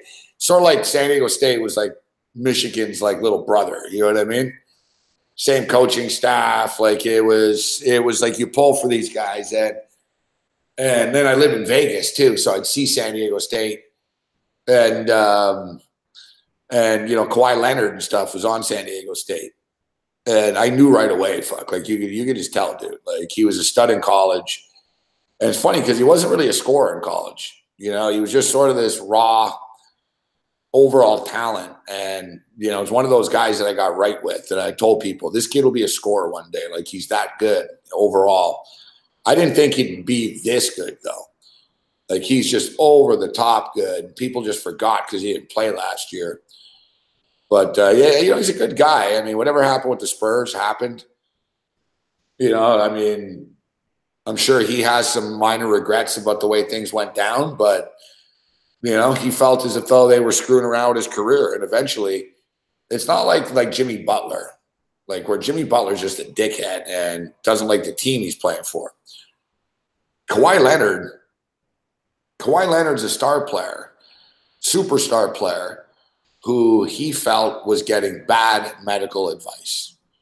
Right, Like, exactly. it's hard to judge when you get into that stuff, right? I mean, he basically he did the surgery, came back, he got hurt again. They told him, no, you're good. He wasn't good. And then, he basically lost trust in the team. And, I remember even before Kawhi became the bad guy, that it was in NBA circles basically how bad the Spurs screwed this up. And they screwed Kawhi out of a year of his career, essentially. Like, no one really talks about that aspect of this, that, he didn't stay out. Like, they screwed around. The portrayal is that Kawhi is the malcontent from most people that you see. Yeah, well, of course. The player's always going to end up being the guy. And it wasn't a good look when Popovich showed up and Kawhi didn't talk to him, right? You figure there would have been a little more, back and forth, but Kawhi, hey, I've been there where I've cut people out, right? So Kawhi just said, I'm done. I'm done. What's the use to talk to these people? I'm not going to play for them ever again, right? That's where he was with it. I don't think he's like this big, big jerk where he's like a big diva.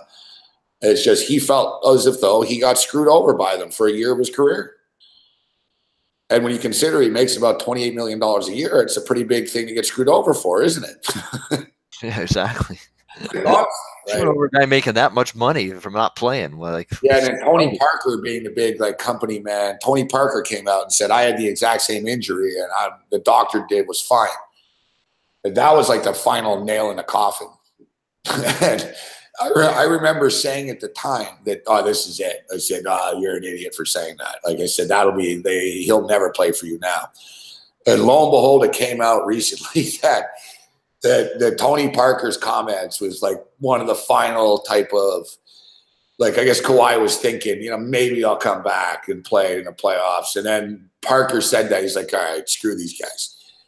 Yeah, screw these guys. So similar injury being diagnosed so differently. What's wrong with this picture? Yeah. Yeah, it's true too what Kyle says that, listen, Kyle Lowry was already really good over the last couple of years. I think he was kind of underappreciated a bit, but he wasn't driven in the same way with DeMar. Like Kyle was the alpha male with DeMar DeRozan. Now Kawhi is the guy. Like Kyle knows that, I need to play at a really high level here to keep up with Kawhi Leonard. That's the same with Ibaka. Like they all know, we have one of the best players in the league here for real, not just like a scorer guy, but he can make us better, listen to him, play hard and see what happens. And look, they're 11-1 or whatever. But anyways, let's get back into the football here. Raptors up by 14 right now. It's a covering machine. Fuck. Buffalo and the Jets are next up on my board here. Oh, game of the week. We're going to have Derek Anderson and Josh McCown now as the two quarterbacks in this game. I think it could be Josh Allen, though. Not any sexier, but Derek Anderson in concussion protocol. Like he didn't practice today. So Derek Anderson is in concussion protocol. I don't really see how he's going to change before Sunday. One thing I can guarantee, it's not Peterman again this week. It won't be him. No, like if it was Nate, and that's another thing too. I think the book thinks it's Josh Allen. Like, look, dude. He was practicing, I think, today, yeah. Josh Allen did practice, yes. Yep. He's limited in practice, but he's practicing. Yep. Derek Anderson can't practice. And the spread's 6.5. The odds makers aren't dumb. Like they know something. If they thought it was Nate Peterman, the spread would be like 14, even though it's the Jets. Like it wouldn't be 6.5, even though against the Jets. Like they're done losing money, like with Nate Peterman starting. I don't know if they'd go with Matt Barkley instead of Peterman at this point. I don't know. This game's in New York. You figure I'd go. I'm probably going to regret not going after I don't go just because whatever. But, whatever, man. I don't want to disrupt my whole fucking Sunday because for this pile of shit game. Believe it or not, less than 7, I'd take the Jets. I think McCown can run the offense. He's a veteran. He's been there. He's done that. He's not terrible. He's all right. He's serviceable. he can actually be good at times, to be honest with you. But Oh yeah. I'd take the Jets I below. think the Jets are better with McCown and with Darnold. I mean, I know not long term, but yeah, I mean, McCown will be able to throw the ball. Like the Jets will suddenly be better, to be honest. Jets have been good at home. Jets have been some of the Jets' best performances this season. Most of them, outside of Monday night against Detroit in Week 1, have been at home. You know, most of their good performances and good play have been at home this season, especially on offense. Question is for the Jets, are they going to get some of these receivers back? I mean, they've been so banged up. Robbie Anderson's been out. Quincy Enunwa, boy, they missed that guy. He was really playing well with Darnold early in the season, and both of them have been missing action due to injuries. So they need to get some of these receivers back here. Yeah, you know, Crowell's having to do too much. They need some targets at receiver. We'll see if McCown gets anyone back this week. I'm staying away from this game. Yeah, I am too, but if I had to give a lean at less than 7, I'd look Jets way before I look Bills. I want to see what happens. Let's see what happens with Josh Allen. That's my deal. I want to see, and you know, I hate to say it, but Josh Allen, you know, maybe, but I think the Jets. I don't trust the Jets laying the points, but I think they are. Their offense will be better with McCown. But the thing is, the Jets aren't great either. Like the Jets just don't suck as much as the Bills, but the Jets have problems too. Like Todd Bowles he could be on the hot seat right now. This is the time of year where I start to do 2-team 6-point teasers in NFL as we get later in the season. Lines get tighter. Things get a little bit trickier. Jets might be a teaser candidate for me this week. You can get them down to a pick 'em. You're right. Yeah, that's one thing I consider. How about the Detroit Lions? Teased up a 14. Bears now hit an even 7. Chicago Bears being way overvalued here. I get a sense they are too. If this is a spot where I don't love Detroit at all, to be honest, but if there's a spot I would take them, it's maybe here. You know, they didn't play good at all last week against the Vikings, but it was a tough spot right now. Yeah, it was a tough spot. Vikings were off the loss. Vikings are a good team, man. What do you want from the Lions? You expect them? I was on the Vikings last week. You expect the Lions to go in there and win that game? And the week before they lost to Seattle. I don't think Detroit are great. I just think it's a perfect situation. This is the role you want them in. You know, like everyone's high on the Bears. They're overhyped, the Bears, because of the market that they play in. They have a ton of fans everywhere. The Bears' point spreads have always been overrated. I remember telling people that when they went in and they played the Dolphins. Yep. Brock Osweiler beat them, right? Like the Bears are being treated like they're this sort of powerhouse again or something. Like, you know, really, they're 7-point favorites. Like they're some sort of really, really over the top good team. Mitch Trubisky struggles. If you look at the Bears, and I'm not one of these guys that calls out schedules because you play the teams in the league and it is what it is, but the Bears have really just beaten bad teams and then they lose to good teams. And the Lions own these guys. Matt Stafford is 9-1 straight up the last 10 times he's played these guys. He really, you know, the Lions, and it's going to be a close game. I just believe it's a close game. I think the point spread's too high. Give me the Lions +7. Yeah, I don't think that's crazy. I actually would lean Detroit a bit here. Problem is, I don't think there's a lot of rapport going on with Patricia right now and these players. I mean, I think there's some things going on behind the scenes, but doesn't mean it's necessarily going to mean they get blown out here. And it's not like Chicago's a team you can trust laying points. Guess when the last time Chicago was laying close to a touchdown? Was that game in Miami. You know, when Miami was banged up, they had no offensive line. Chicago was playing great. Miami had Osweiler for the first time. Chicago lost that game outright. So there's your proof right there. Not easy to trust Chicago laying a touchdown. They're not that team just yet. No, exactly. You're exactly right. It's a bit too many points there. What else do we have? That's an interesting game to me. Jags and Colts is 3. Patriots lay 6.5 on the road to the Titans. Titans, of course, just played on Monday Night Football. And I don't know. It seems like that's a bad role for them to be in here suddenly, especially coming off the win. But I don't really like this game or trust that game.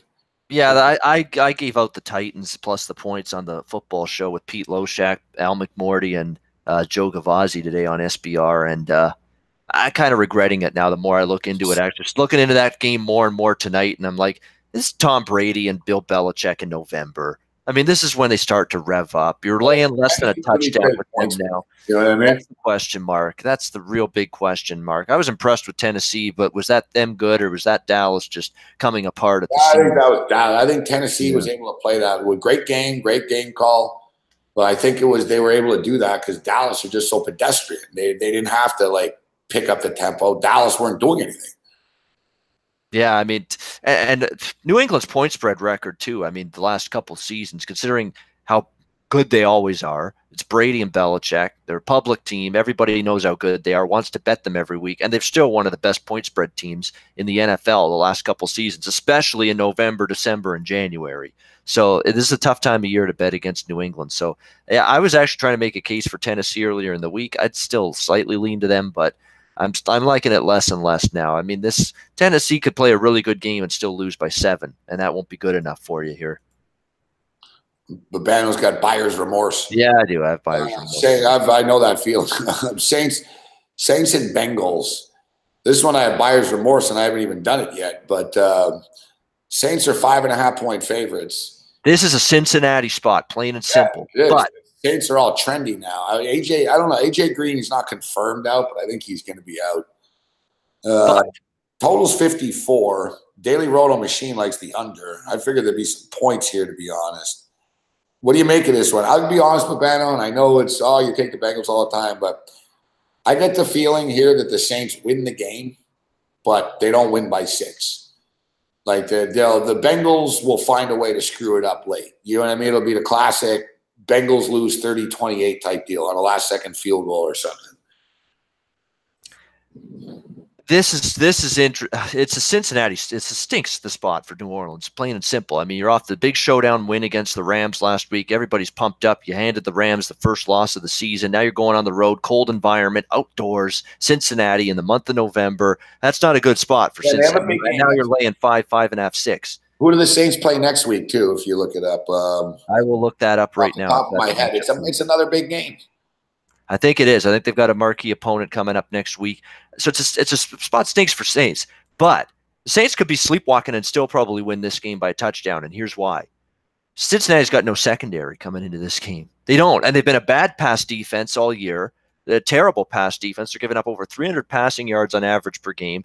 Darqueze Dennard's hurt. Dre Kirkpatrick's hurt. You know, there's a bunch of other guys. Devontae Harris hasn't played for a while.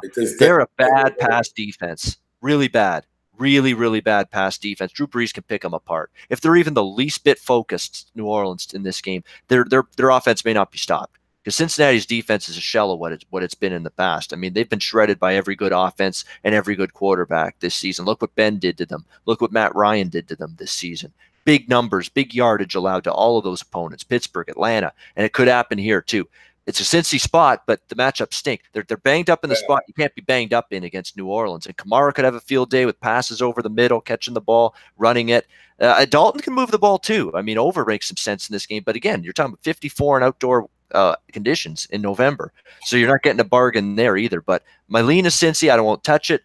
Maybe I will touch the over, but even that's high, 54. No bargain. But over is the closest I'm coming to a bet here. But what about the Redskins and the Bucks? I can, you know what? You know how bad everybody in the world is. The Bucks. The Redskins are hurt. The Bucks shouldn't be 3-point favorites against the Raiders, let alone like the Redskins. They should. Alex Smith. The Redskins' defense is still there. They still have a good secondary. Dirk Cutter's still an idiot. I'm taking the Redskins +3. And listen, I'm not going to go massive. It's risky. I know they have a million injuries, but I'm not laying 3 points with Fitzpatrick. Give me the underdog. I could still only look Tampa. It really is that bad with Watt. And I hate Tampa. I haven't bet Tampa all year. I don't think I've had a Bucks bet, one Bucks bet this year. I've had a bunch of anti-Bucks bets. Yeah, but you don't know that it's going to be that bad for Washington. Who's going to play a receiver for them? Who's going to play it on the off? Look at this offensive line. Look at the injuries. Look at the attrition that they're dealing with on offensive line. Yeah, but you don't know that the guy that comes in for this guy won't be good. They are playing a sieve deep, but the one thing about me, the backup offensive lineman on the Redskins sucks. You don't even know who he is. No one knows who he is. Tampa does in theory. Well, they've had injuries too on defense, Tampa. I will say that. Like, are they going to get some of these guys back? I do believe that, and yes, they are. That's what I thought. I do believe they're going to get Vinny Curry back. I do believe they're going to get Gerald McCoy back. But Tampa have their own problems. I don't care about like Washington's problems. I know Washington had problems. And you're right.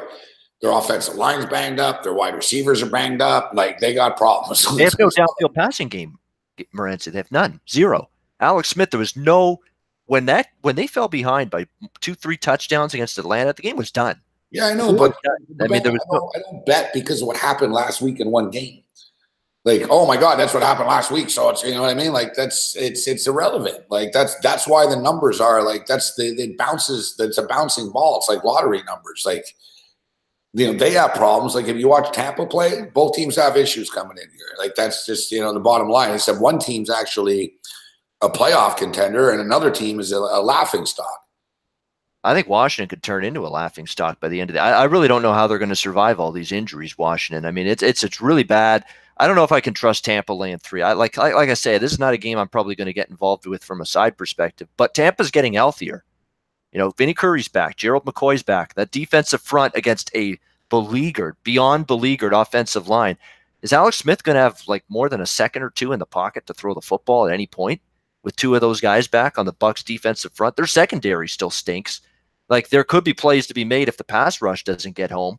But I think the pass rush will get home because I saw once those injuries started to mount for Washington last week on that O-line against Atlanta in that first and second quarter, Alex Smith was just running a deer in the headlights, running for his life the rest of that football game. Atlanta's pass rush got home repeatedly, and I'm worried that can happen here with Tampa Bay. Not a game I'll be in. But again, I understand your fears with Tampa laying 3. There's better bets to make than that this Sunday. I'm convinced of it. Tampa has the worst defense in the National Football League. So they have the worst secondary for sure. Adrian Peterson is going to play. Listen. Before I pull the trigger, I'm going to have to see that a couple of guys can play. Like, you got it. Their offensive line's complete shit. Jordan Reed was a limited participant in practice.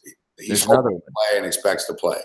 He's a limited participant in practice for the last 3 fucking years, Jordan. Adrian Peterson doesn't practice on Wednesdays due to his age, but he actually practiced today.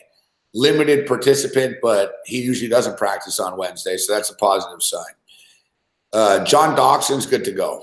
So Josh Doxson, like he's good to go. He's the fantasy guy to go to tomorrow because he's going to be the target.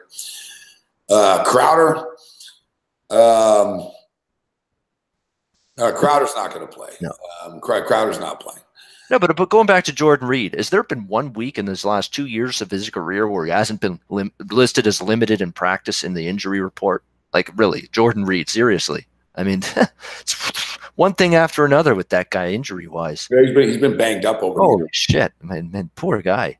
Oh, Doxson's the play tomorrow, Kyle, in DFS. $4,300, man. You got to grab him. The Tampa Bay Buccaneers, guys, like I think they've covered like 4 times in the last 22 years. Like his favorites. All right, so it's an interesting game, though. It's such a train wreck game. It's going to be fun. I'm fascinated to watch it for that reason. It's going to go up too, probably. Like Johnny Public's going to, Tampa or Washington's injured, and then at the end of the night, they're going to fucking be. I can't believe I bet on Tampa. Yeah. But I think the number will move actually. Later in the day, you get the teaser specials here. 10s, 10, 10, 10. Pretty crazy. Yeah? Like, I don't know if I've ever seen the fucking 4 o'clock slate with 3 games that all have the same point spread. And their totals are all essentially the same. Chargers and Raiders, totals 49. Point spread's 10. Dolphins and Packers, point spread's 10. Totals 47. Seahawks and Rams, point spread's 10. Totals 50.5. It's like they're identical games here. It's going to be the teaser special. People will just play all 3 of them in a teaser. You know what the trap is in this one, Babano? Is the Packers. The Packers can screw this up.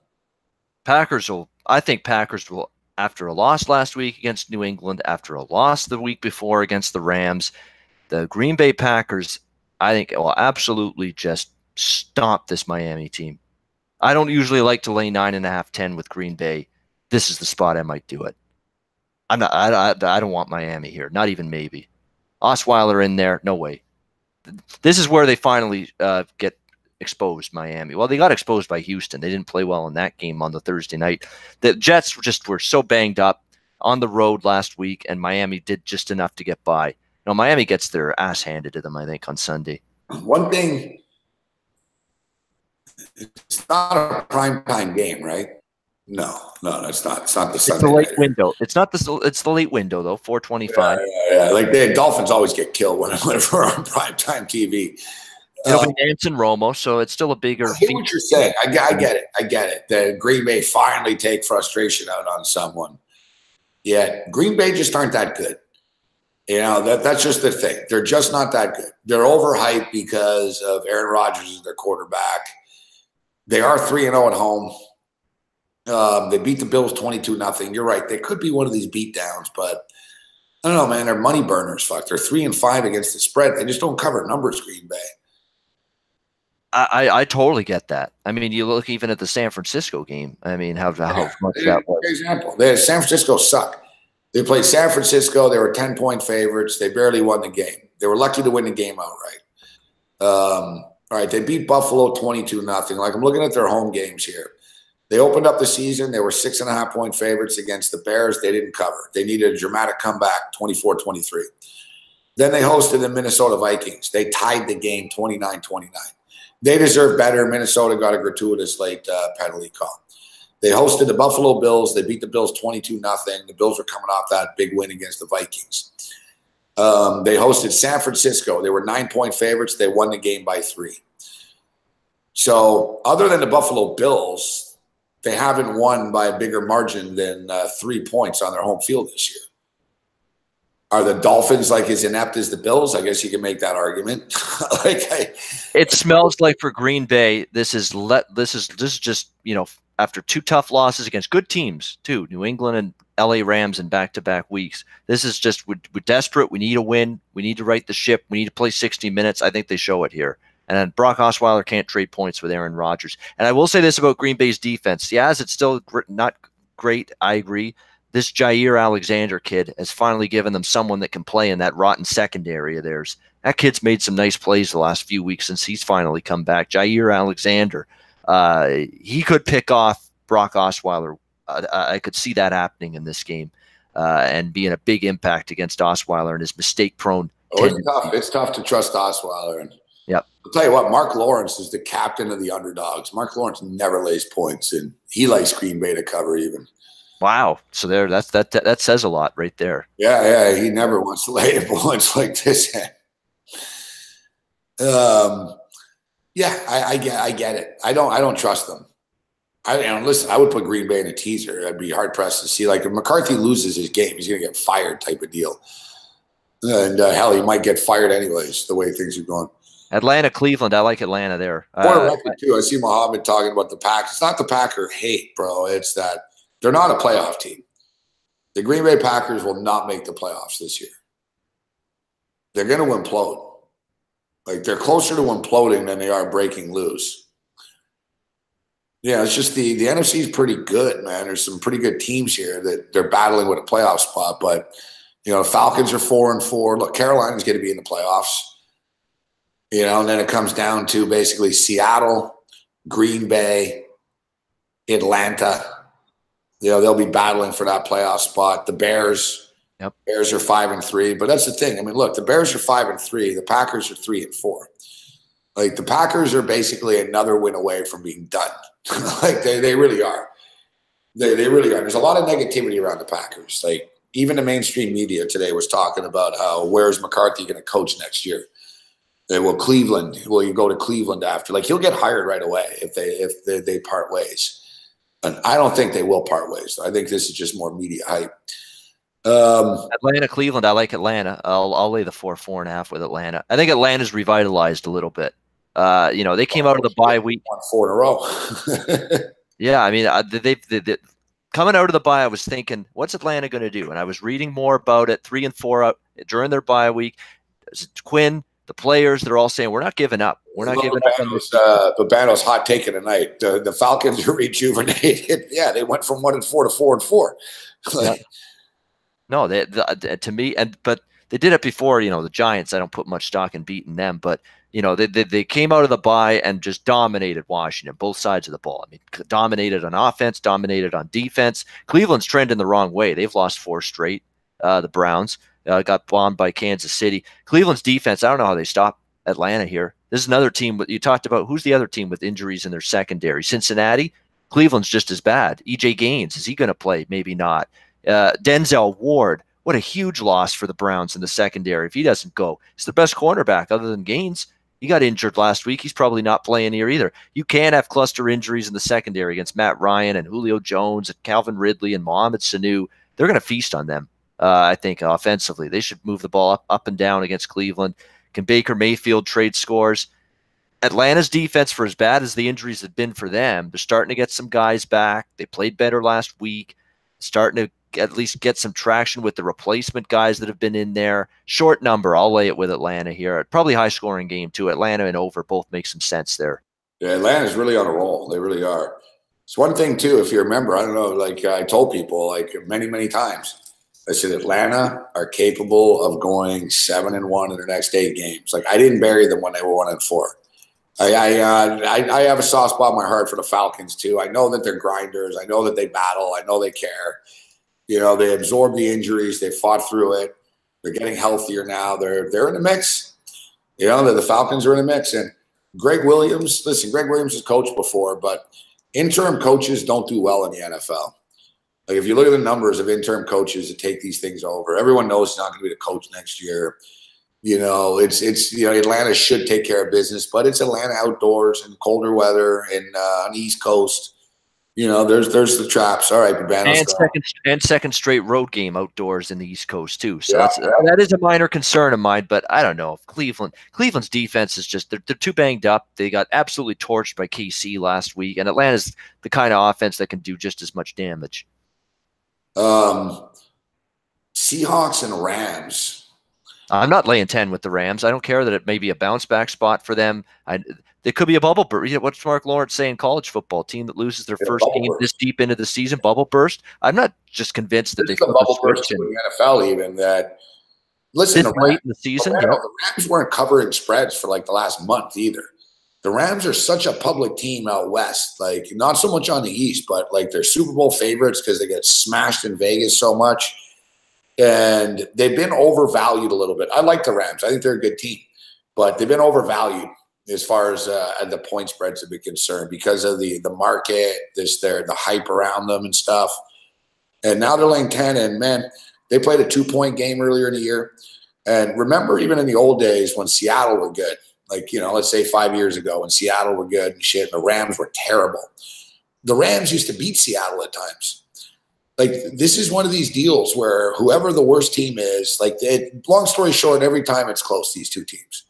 It just is. Like, it has been, and in fact, it's proof. The last 7 times the Seahawks and Rams have played each other, the underdog has covered 6 of those times with Beno. It's an underdog series. It is. It's always has been. Yeah, I'm looking Seattle here. You got Seattle off a home loss, a frustrating home loss to the Chargers last week, 25-17. Is a double-digit dog or something like that, too. So it's rare you get Russell Wilson getting points like this.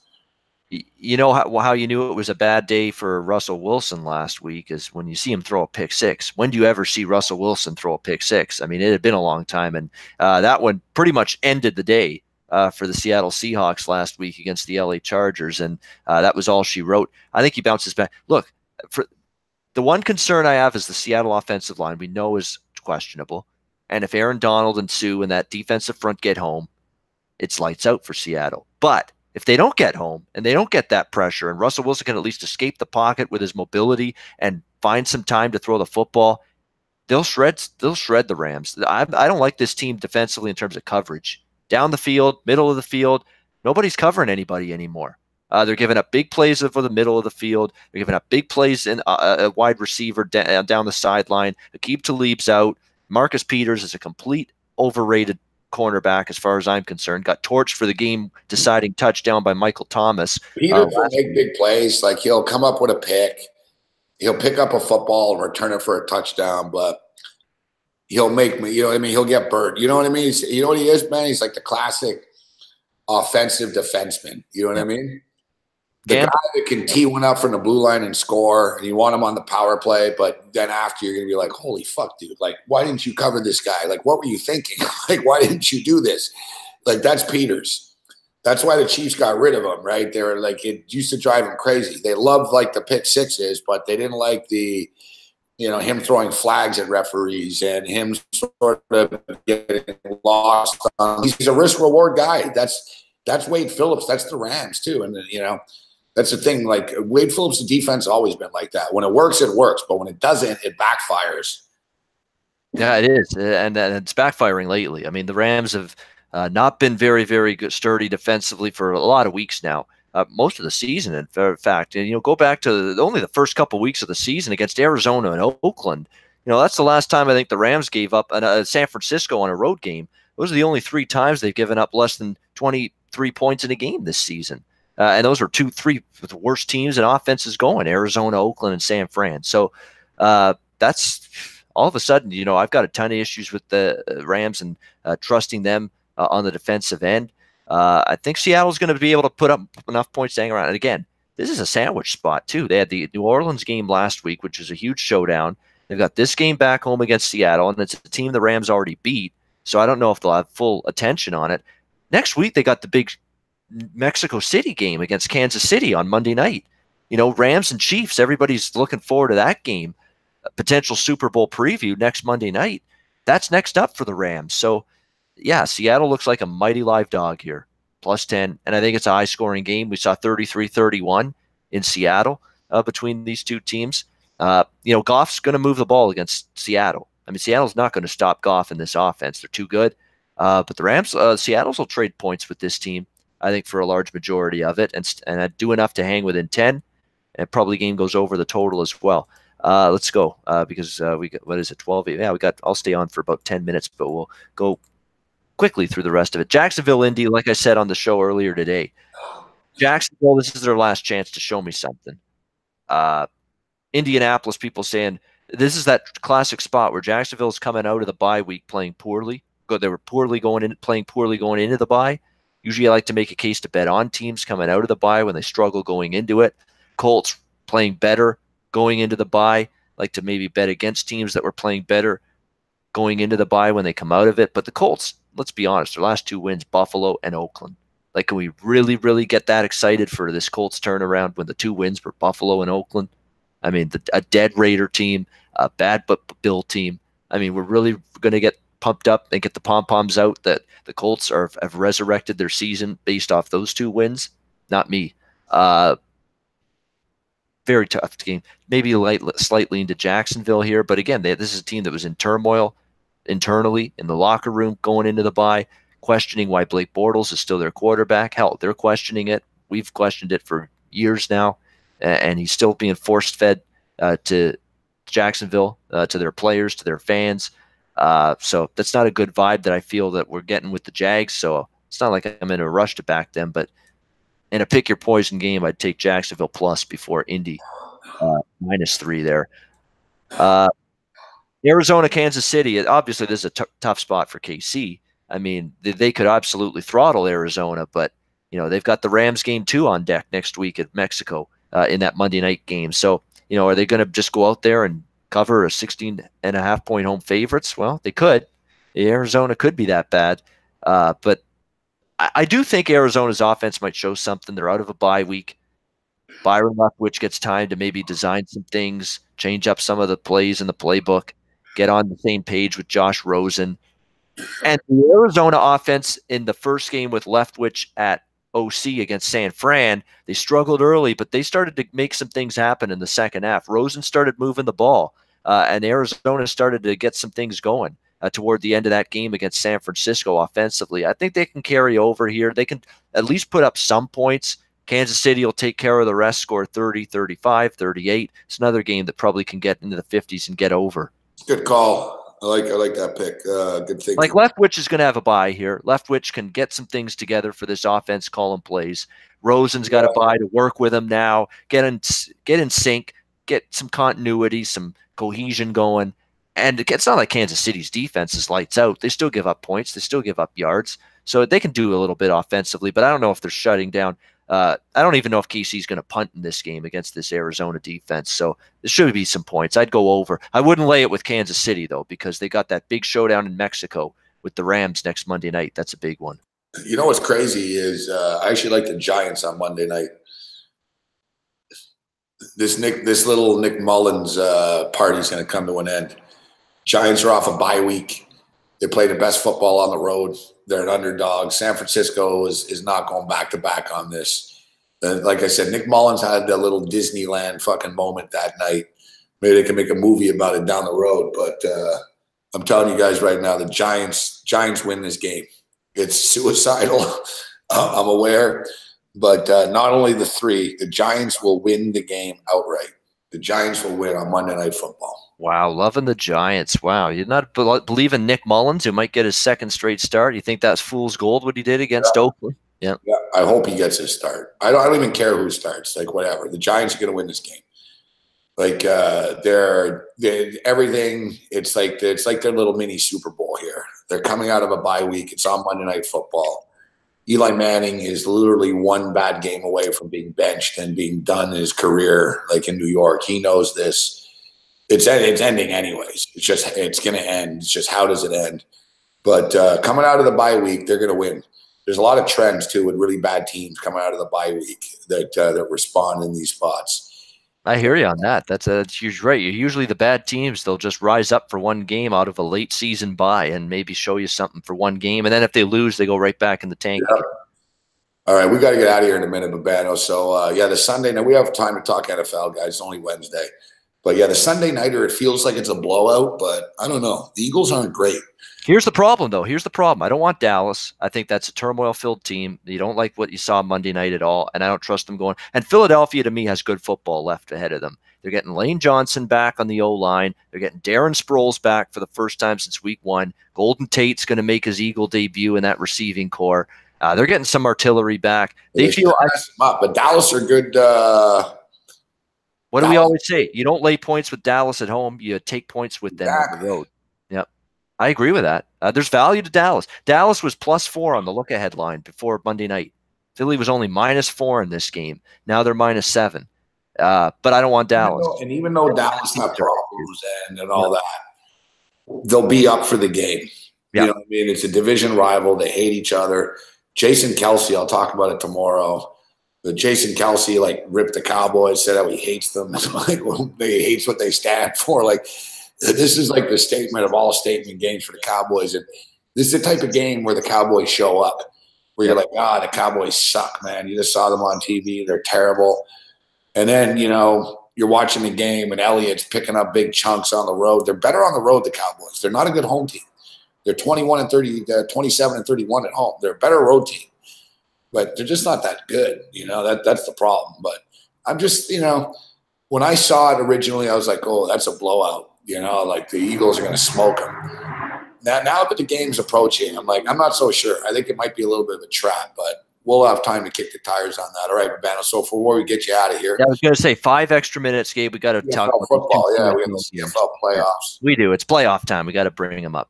And BC at Hamilton, East semifinal. BC's the West crossover team playing my Ticats at the Donut Box on Sunday. I'll be there. It will be our last home game, regardless of whether we win or lose. This is our last home game. BC at Hamilton. Hamilton -1, total 52. Winner plays Ottawa in the East final next week. All right. And Calgary awaits the winner of Winnipeg and Saskatchewan. And the point spread's 3 there. How they settled the quarterback situation. And we'll start off with your game here, BC and Hamilton. Tell us, what's the deal? I hope we win. Am I convinced or confident we win? I think it's 50-50. I hate being that generic, but I think we've got some concerns. I mean, first of all, Brandon Banks, who's a heart and soul of this team. I mean, his character, his persona, he's the life of the team. You see the energy. He's always smiling. He's upbeat.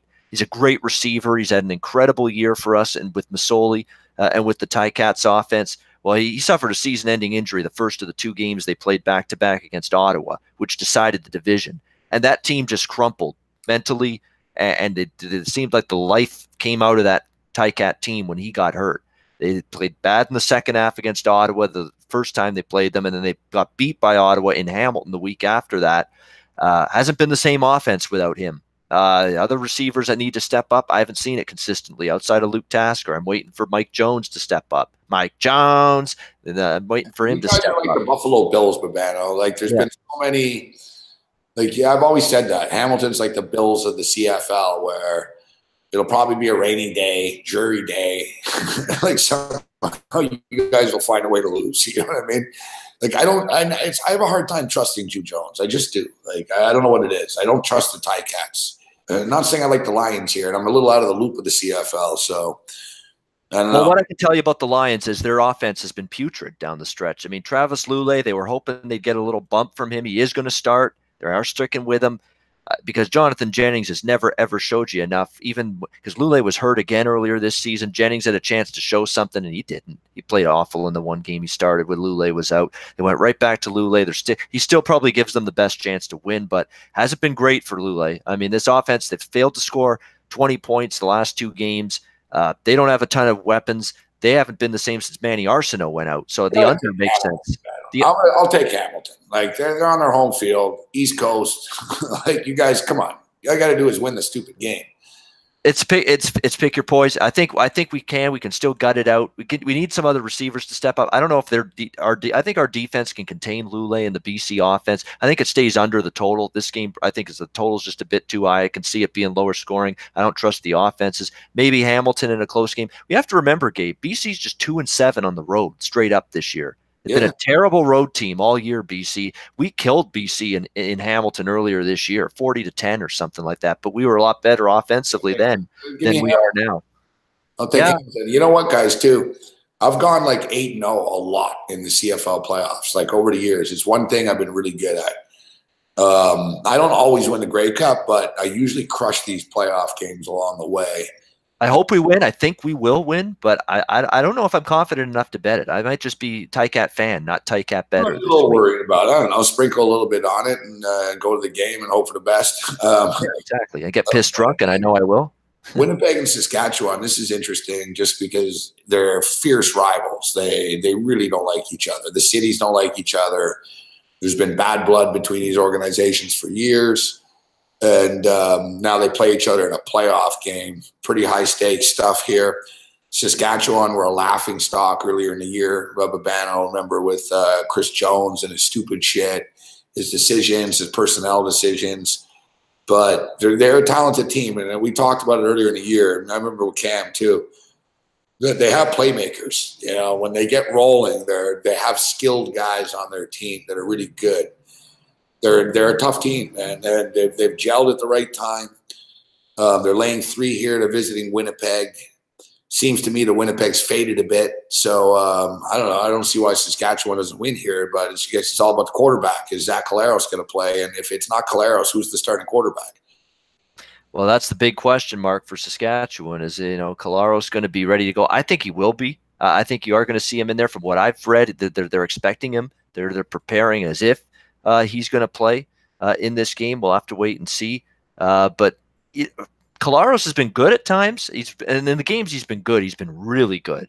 The Calgary win stands out when he was fantastic in that road win against Calgary just a few weeks ago. Then he's had games where he's been bad. They got shut out by Winnipeg, 31-0 in Winnipeg a few weeks ago. I know you said Winnipeg's kind of sputtered, Gabe. That's actually not the case with them down the stretch. They played their best football in October.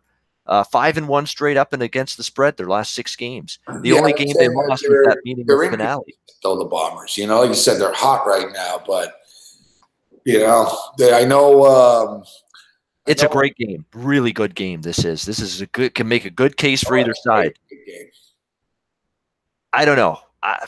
Saskatchewan's so tough to win a game there in that building. They've been great at home too, Saskatchewan, but I'm siding with the hotter team. I think Winnipeg's got a shot here. If I can get 3.5, and it might even move that way, I might go with the Winnipeg side. It feels like a close game. One thing in the CFL, too, this is in the CFL playoffs, there's always an upset. Yep. There's always that upstart team, right, that's getting points, and cashes the ticket. Yep. The Argos a couple of last year. There's always that team. Is it Winnipeg? It could be. Like you said, they're hot right now, but I don't know. I never know what I'm going to get from the Winnipeg Blue Bombers. They played their best football down the stretch, but this is a new season now. I just wish I was getting more points, Gabe. I didn't expect it to be I thought Saskatchewan might be 4 in this game because of the way they've played at home, but they're only 3. I mean, I was hoping to get a little more points than this, to be honest, with Winnipeg, but I'm still siding that way. I'm looking to bet the over in this game too, from a totals. This is the game that I think could be the higher scoring game. Over's 5-1 in the last 6 meetings. 9-0 in the last 9 meetings in Saskatchewan. I don't know what it is. Blue Bombers and Rough Riders, Gabe. Crazy games and high-scoring shootouts unfold. They just end up crazy football games. And Nichols played great. He was red-hot quarterback down the stretch. Saskatchewan's defense was good for the most part, but they had games where they gave up points and yards, especially to this Winnipeg team. And Kolaros, if he's playing, he can move the ball too. Winnipeg's defense was in and out. 52, I'd go over the total, but it's going to be damn cold in Regina, -10 Celsius for the high.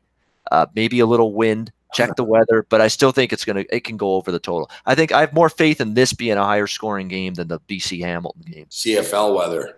Yeah, exactly. By the way, television. These games are going to be televised where you are, Gabe. The East semifinals on ESPN News at 1 p.m. The West semifinals on ESPN2.